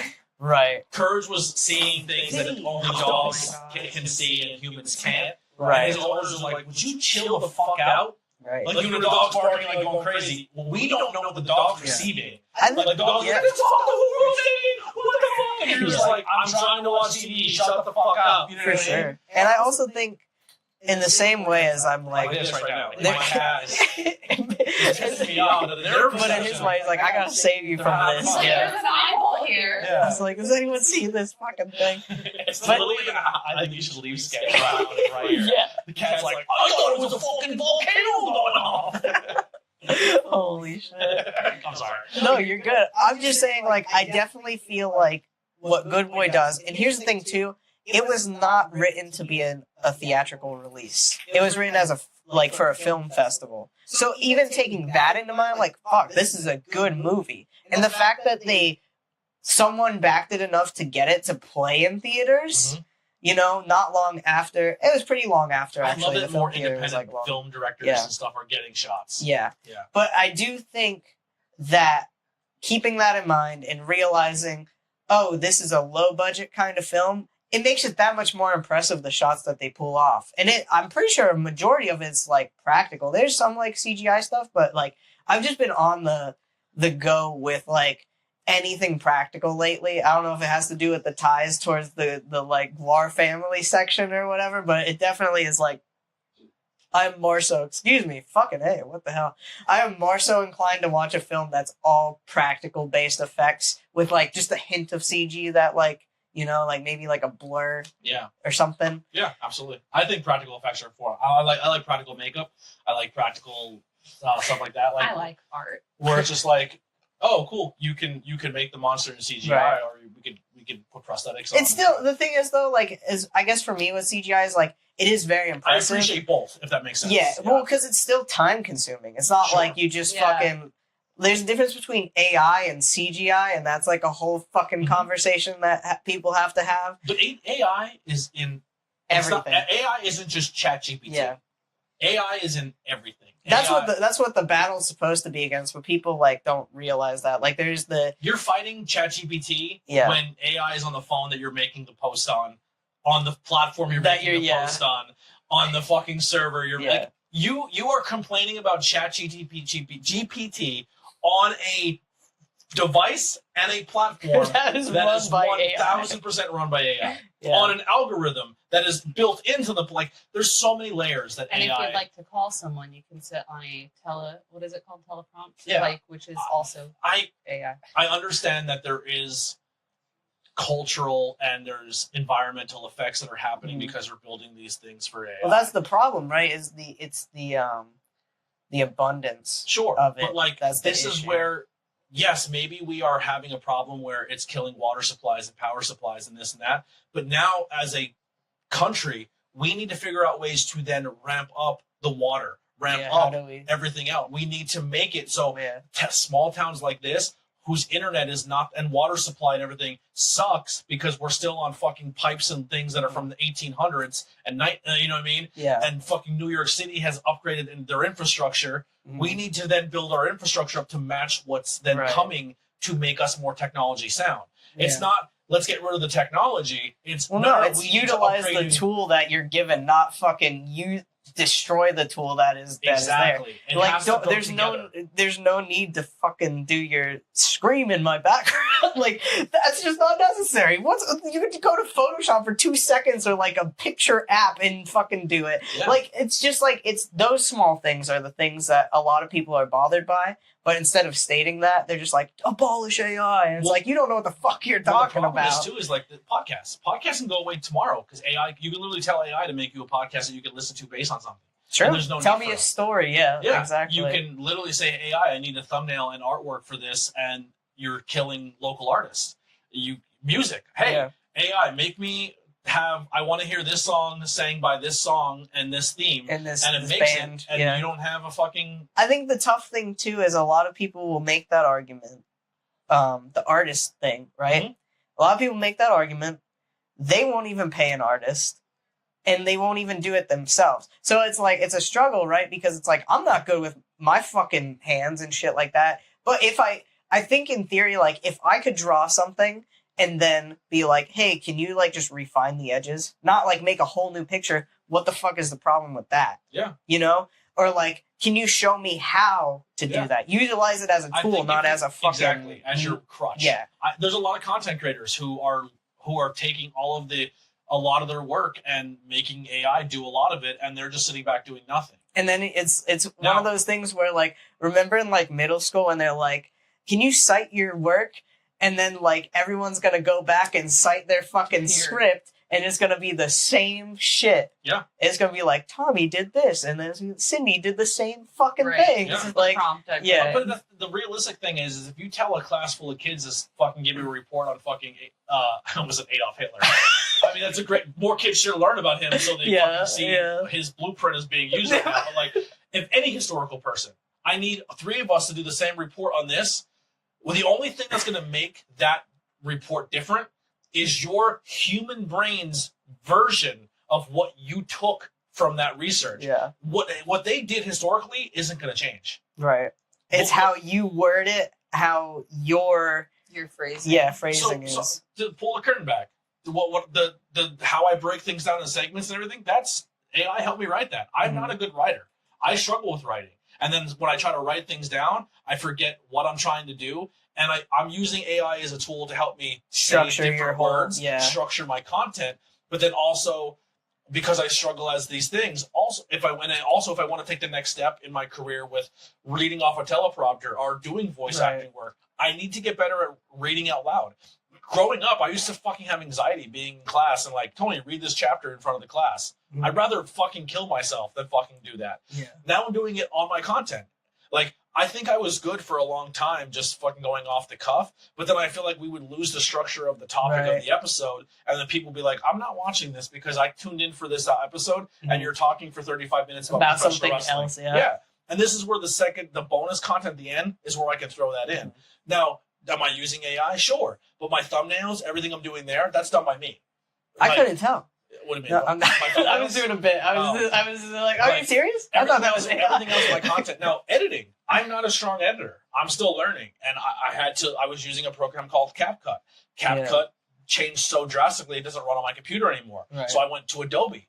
Now I found a program and an add-on in Adobe that I can drop these 3 cameras in, say, this camera's me and Lilly, this camera's Billy, this camera's all 3 of us. Right. It takes that footage and fucking lines it up, lines everything up, but then also says, Billy's talking, cut to Billy's camera. Right.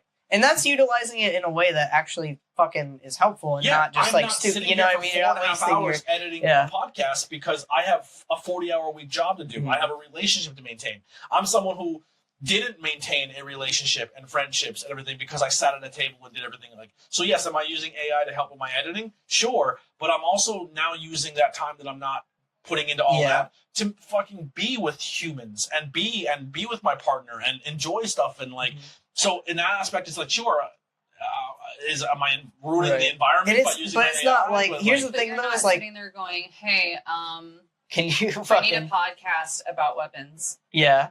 That's it. There's your prompt. Like, you're sitting there going, hey, here's my this is my setup, this is what I want, this is what I want to talk about, these are the people I want to talk about, I want to talk about other things that they've done, I want to have this and this and this, and like. But even in my prompt, I have it written down like, hey, give me a section about the director. Yeah. Guys, what do we think about the director? And then we are putting our genuine human thoughts where we're still not making it a complete AI podcast. AI is giving me that structure to say something. Hey, here's a topic. Right. Then here's your characters. Then here's your movie. But still, I feel like I'm doing a good job, at least for me anyway. This is the first time you've seen this new structure. No, yeah. Where I still feel like my guest is involved and we're still talking about the movie. Yeah. I also think it keeps you on track too. I think that would be ideal. Send the fucking format to the next person. You know what I mean? Send the format. That way it'll be a lot easier. But a part of me is also terrified that I send someone, hey, this is my... And then they immediately judge that this is a complete AI podcast that I don't want to help anymore. Right. But I'm letting you come here experiencing this and see what I'm doing. I think using the pinpoints will be so much more helpful. Yeah. Like in that aspect, so you could be like, here, we're on section 1 right now, and then like... Sure. You know what I mean? And then you can cut out like when you're like, oh, section 1. Because even when AI does this, I even tell AI, hey, I don't like this. And then and I talk to AI, and then because AI is fucking what it is, it's learning me. Mm-hmm. And like even my intro and outros, it's learning my humor, and it's watching my channel, and it's saying, oh, this is like, if you want to blast in front of your boss, you'll get fired. Good for you. Like that's something I would say. Mm-hmm. You know, which is kind of fucking weird that it's doing that. But yeah, there was I was driving home and I left my aux cable out of my car because I had to take it to the garage. So I took it out and I forgot to put it back in. So it was like at my fucking house. So I was driving home today from New Hampshire, which is a 6-hour drive. And then I just stopped here because I was like, I want to do the weapons episode. And if I don't do it, I'm going to be so mad at myself. Chuck could make it tonight, and Courtney was going to jump in, but she couldn't make it either. Oh, damn. Yeah. Well, I hope that I helped enough. Yeah. I would love to do more with because I fucking love Zach. And so even if we did like episodes where we watched his previous films, I think it'd be funny for us. On the list. Well, I think it'd be funny for us to watch Miss March first, because that's a comedic movie, and then go to Barbarian, and you'd be like, "What the fuck? Like, what the fuck is the drastic change?" When people don't stay to the they have a format maybe or a style. Mm-hmm. Is that done? I think it's just about. Hey, Ruby. What is it? Ruby Soapworks. Ruby Soapwork candles. We need to order a new one soon. They're a local business I fucking love. Hell yeah. Yeah, I remember the WAP candle I used to put on the podcast. It was called WAP. But it was like a warm apple pie. Wow. Yeah. I was like, this candle's fucking amazing. And then I used to use their soap. Like their hair, like they had a bar soap. Oh shit. And I was like, dude, their stuff is so good. That's right. And then we were at Pride and I physically met the people who did it. And I was like, dude, I've been a fan of your fucking shit forever. And they're like, what? I was like, yeah, I love your products. Like, that's so cool. Yeah, they're local. You know the shop down the street from the YMCA, between the YMCA and the police station, there's like that building that all these local craft people put their stuff inside of. And you go inside there and it's like a little, have you ever been in there? Oh, no. It's like a little, the window is there and it's like right by. It's like a consignment shop. Kind of, but it's all like local, but their stuff was in there. It's here? In Pottsville. Oh, in my town. Yeah, I'll show you where it's at. But, I have no idea. I don't even know she what hasn't the even been in there. is, Yeah. so. Oh shit! I would like to go. Yeah. Yeah, but it's a cool little place. But that's where I first found them. But now I found they have their own thing. I like them a lot. There's a girl at my job who makes soaps. I buy her soaps a lot. And then there's this place I want to order some stuff from because I had a beard oil from them and something else I love. But they're called Conjuring. But they're more like spooky, paranormal, witchy vibe soaps and stuff. And I've only gone to like locally for that stuff was Loki and Layla's candles. They were good too. But I think he took the regular store out, so now they've just been kind of like. I'm not sure where they've been yet, but I used to use their stuff a lot too. Yeah. Loki and Layla were like big supporters. Well, they're still big supporters of the content. I've seen them at Brewfest, and we're still very. They had a candle. It was called like the Husky, and I was like, dude, this smells like Nirvana's Closet, and it was like very Nag Champa patchouli based candle. That's awesome. I love that. So we carry the incense from that used to be in Nirvana's Closet in my shop. Yeah. What are they? The Wildberry incense. Is that what it was? Mm-hmm. I thought that was just Nag Champa the whole time. Nah, dude, come through because like I tell people that all the time. Like, do you ever go to Nirvana's closet in the store? We're the only shop that I know that actually carries them still. And there's a in Cressona, there's a smoke shop that also does, but not as many. Not as many. How much is like a pack of incense? 10 of them is like $3. Oh, maybe I'll just. Sometimes people will spend like $100 and like I'll just be like, just take next time you come to the podcast, I'll throw you like 20. Just bring me like $20 worth of incense. Word, I got you. And then, guys, I have a little incense thing over. I usually light one for the podcast, but I didn't do it this time. I had the candle lit. But but yeah, man, that was really fun. We just this is our little tangent on candles. Actually, there's so unrelated. There's one more thing I want to talk about, but I also want to keep an eye on the recordings. But I think we're good. But I started watching the Ed Gein. I did not. I've seen a lot on it, and I like just can't. Review because I want to do a review on it. But where I'm at right now, I really like it, but I also really hate it. I'm afraid to watch it because I've been just like anything documentary on serial killers or anything like that lately has just gotten into my head, and I'm like, man, I don't trust anyone fucking near me at all. Fair. Like, and it's not a. I know that's just kind of like. Well, no, it's a rational fear. I was going to say that's an irrational fear, but no, it's totally rational because the dude's like, people have families and they do that shit to the fucking family. Yeah. And I'm like, so like that anxiety lingers in me, and I've been trying to stay away from too realistic, you know? So your girlfriend messaged me. No, I figured, and then I saw her. So I'm going to sound like a very desensitized person right now, and I'm going to come off as probably really psychotic and gross when I say this, but I don't mean it this way. I watch a lot of serial killer stuff. I'm fascinated by what makes them tick. It's the human experience, right? I love mind hunters. Why do people become fucking therapists or like, you know what I mean? Like it's psychiatrists. I have a lot of theories, and sometimes those theories probably offend and upset people, but it is what it is. But I always was always told that Ed Gein's the worst of the worst. And then researching and learning about Ed Gein, I was like, he really wasn't that bad. But what he did was so early on, and it was so publicized at such an early time, and it was trying to deflect a lot from what was happening in the world at that time. Because that's a dude that also inspired so many other cultural horror movies that were so graphic and gratuitous. Well, that's what I was going to say. He was the dude that inspired like Leatherface's character and shit Psycho like and Silence of the Lambs. But he was essentially, and I'm going to say simple-minded, but he was mentally challenged, but also had a lot of deficiencies and stuff like that, and then had a very overbearing mother. But he only has confirmed 2 kills under his belt. Right. And the rest was just him grave robbing. And then taking dug-up bodies, which I think it's still gross and weird. Yeah, but you're like, he didn't murder them. I think it's a lot weirder to be Jeffrey Dahmer killing someone and then taking their bodies and physically by hand the person he then killed, and then dismembering their body and eating it and doing what he did. I feel like Gein was like, well, this person's already dead. In his rational, simple mind, well, they're already gone. No one's going to care that they're in the ground or not. I'm fascinated by it. I'm going to go dig them up. I'm not saying what he did was correct. Right. I just don't think it's as bad as to put him on number 1 or something. No, yeah, for sure. I also do you remember the Dahmer like biopic that they did where like they make him out to be a lovable character because I guess that's how they want you to feel about like whatever. I don't think Dahmer did. They did but then people, I think they did, because they used that kid from the Disney Channel, right? Yeah, like the kid from Ross Lynch or whatever. From the kid from American Horror Story. I know American Horror Story. Evan Peters. Yeah, that was Jeffrey Dahmer. Why did I think it was? There was a couple different films. Bundy, they make you feel like he's a relatable small guy because that's how he did. But Dahmer was another one who was just a really weird, quirky, strange fucking dude.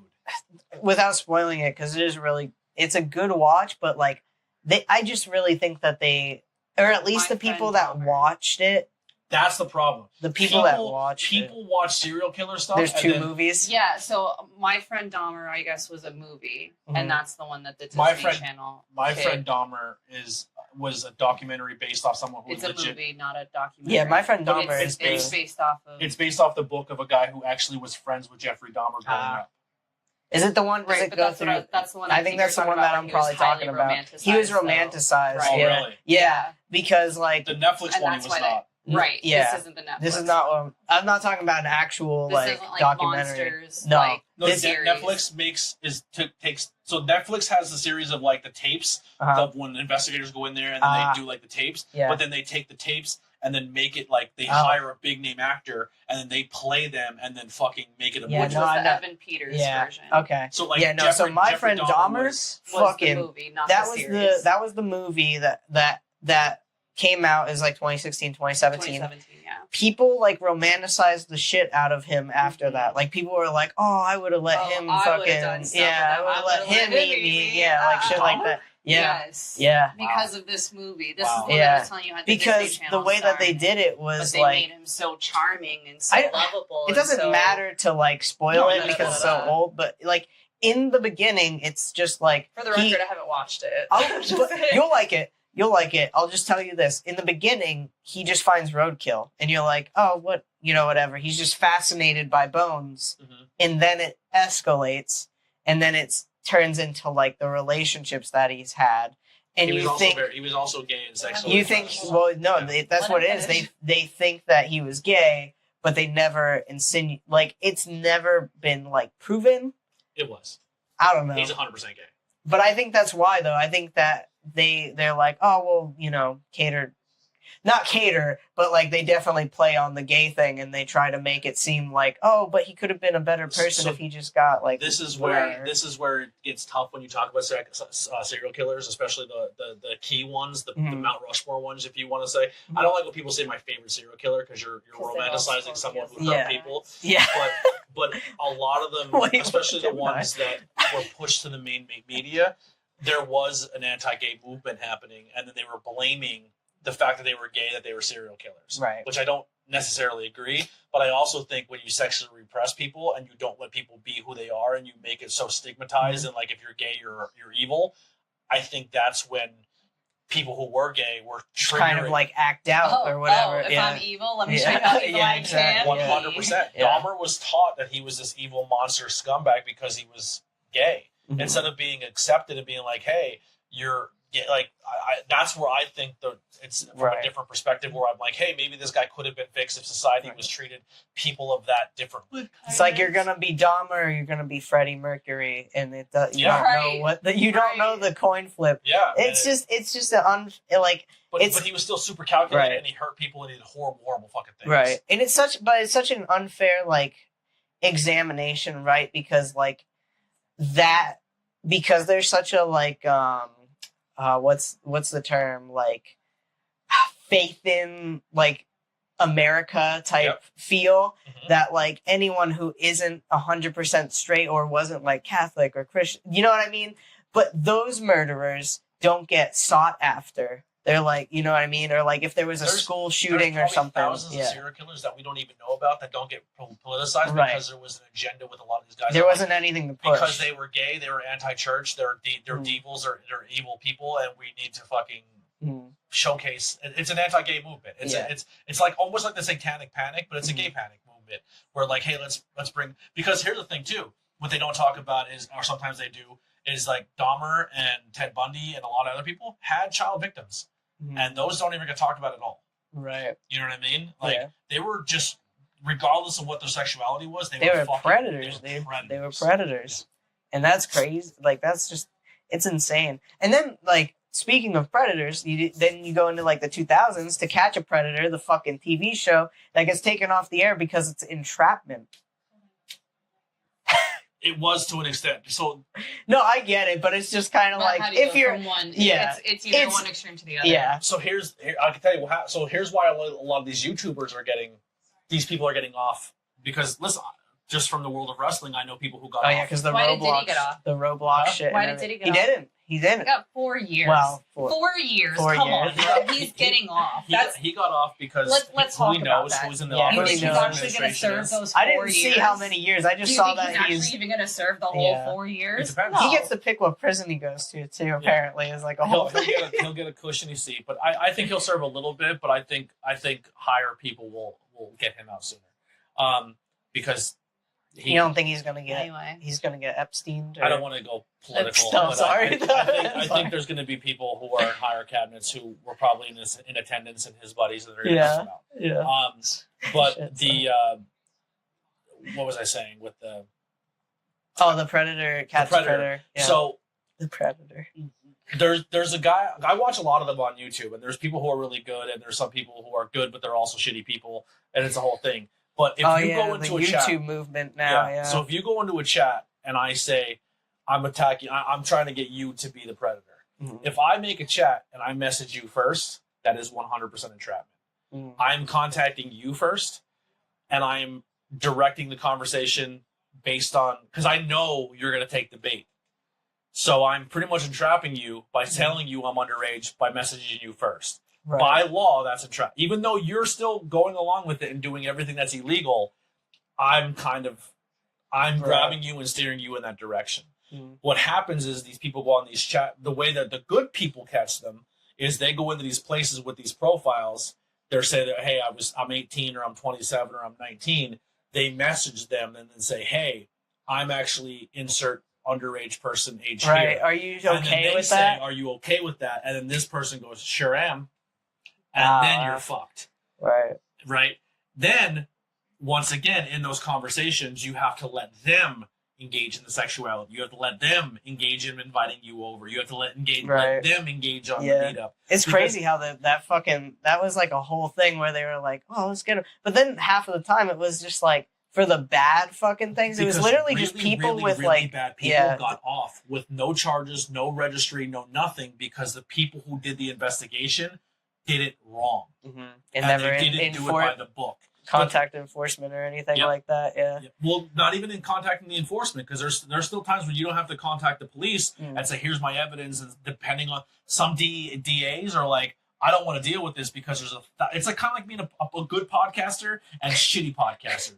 There's weird way to say it. The shitty podcasters, the shitty people doing it will then ruin the image of the people who are trying their hardest. Right. So you meant from that perspective. Yeah. I was like, it's kind of like being a bad predator. No, I'm saying these people who are doing these catches and doing it by the book, but there's so many negative people who are fucking up the DA and fucking up people's investigations and letting bad people go, that a law enforcement, I don't even want to fuck with these fucking YouTubers. It's such a waste of time, It's a waste of our time. But then there's a few good ones that then get in there.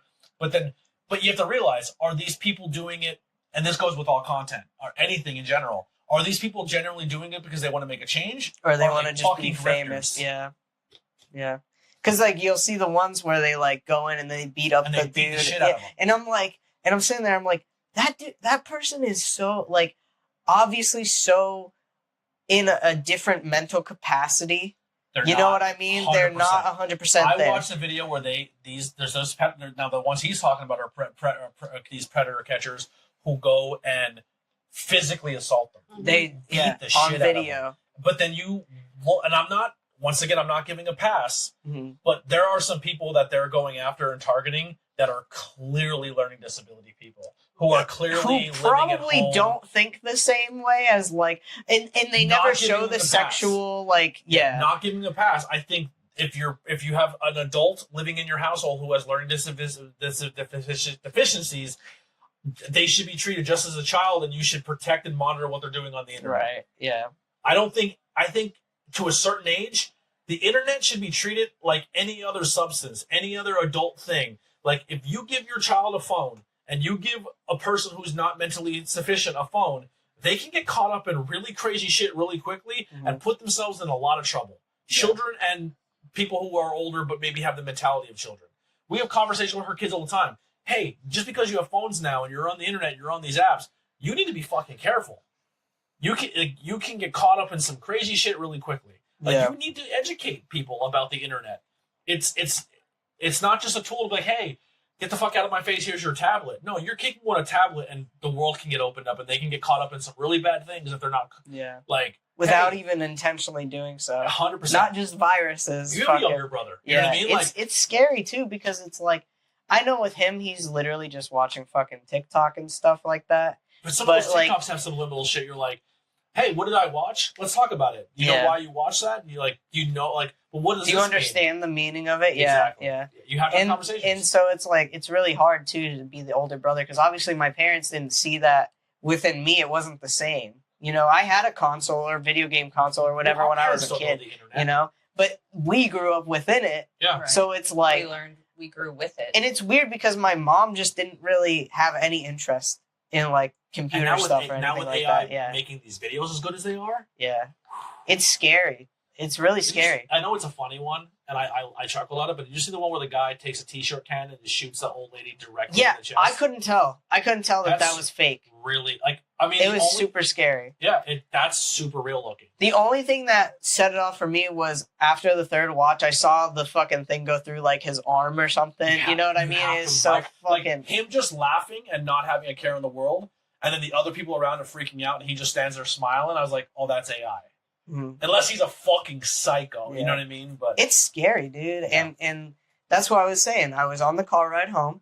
There was a thing on the radio where this girl's like, yeah, I could just, it's like TikTok, but it's all AI. And I can just say this prompt. And then me and my friends are like dancing with skeletons and shit like that. And I'm like, sitting there, I'm like, what? Who is this fucking for? You know, because like the AI thing is like, it's definitely like a political movement. But neither side is interested in it. You know what I mean? They are. There is some that are like, I want to fucking... Wait till re-elections come around again. Yeah. Wait till you see how hard AI is going to be pushed to help re-elect stuff in the future. I fear that shit. That's why they're doing it. Why do you think we are, not to get political, but they just put into law that they want to essentially let AI go unrestricted for the next 10 years and no one can do nothing about it? Who do you think right now is using what platform? What person? What president is retweeting on his platform AI videos 4 times a day on a daily basis? That's insane. He loves it, dude. Because AI and algorithms are catering to his fucking ego and his brain and making him feel amazing. Insane. And he's getting sucked into a fucking vortex. It's crazy. Yeah. It's crazy right now. Dude, he put a video up the other day that was so AI and so bad that he's in the video saying things that he wants done in the country that he didn't even physically say. And he liked the AI version of himself saying it, that he posted it to the world as the fucking president of the United States. That's crazy. Wild times, brother. We're only cracking the surface. Dude, that's the next AI. That's the next move. That's the next president. Movie. That's the next horror movie right now. AI. It's coming. AI. A period. I period. A Meg 2.0 or 3.2. No, they already had. Well, they had AI, but it was fucking the Will Smith movie. What's the one? Terminator. Hold on, pause. What's the movie with Haley Joel Osment where he's a robot? Wasn't that called AR? Oh, something like that, shit. Maybe, yeah. Well, listen, I want to cut this off. Sorry. So you can't get political, but I joined on the conversation. I'm looking at the time frames.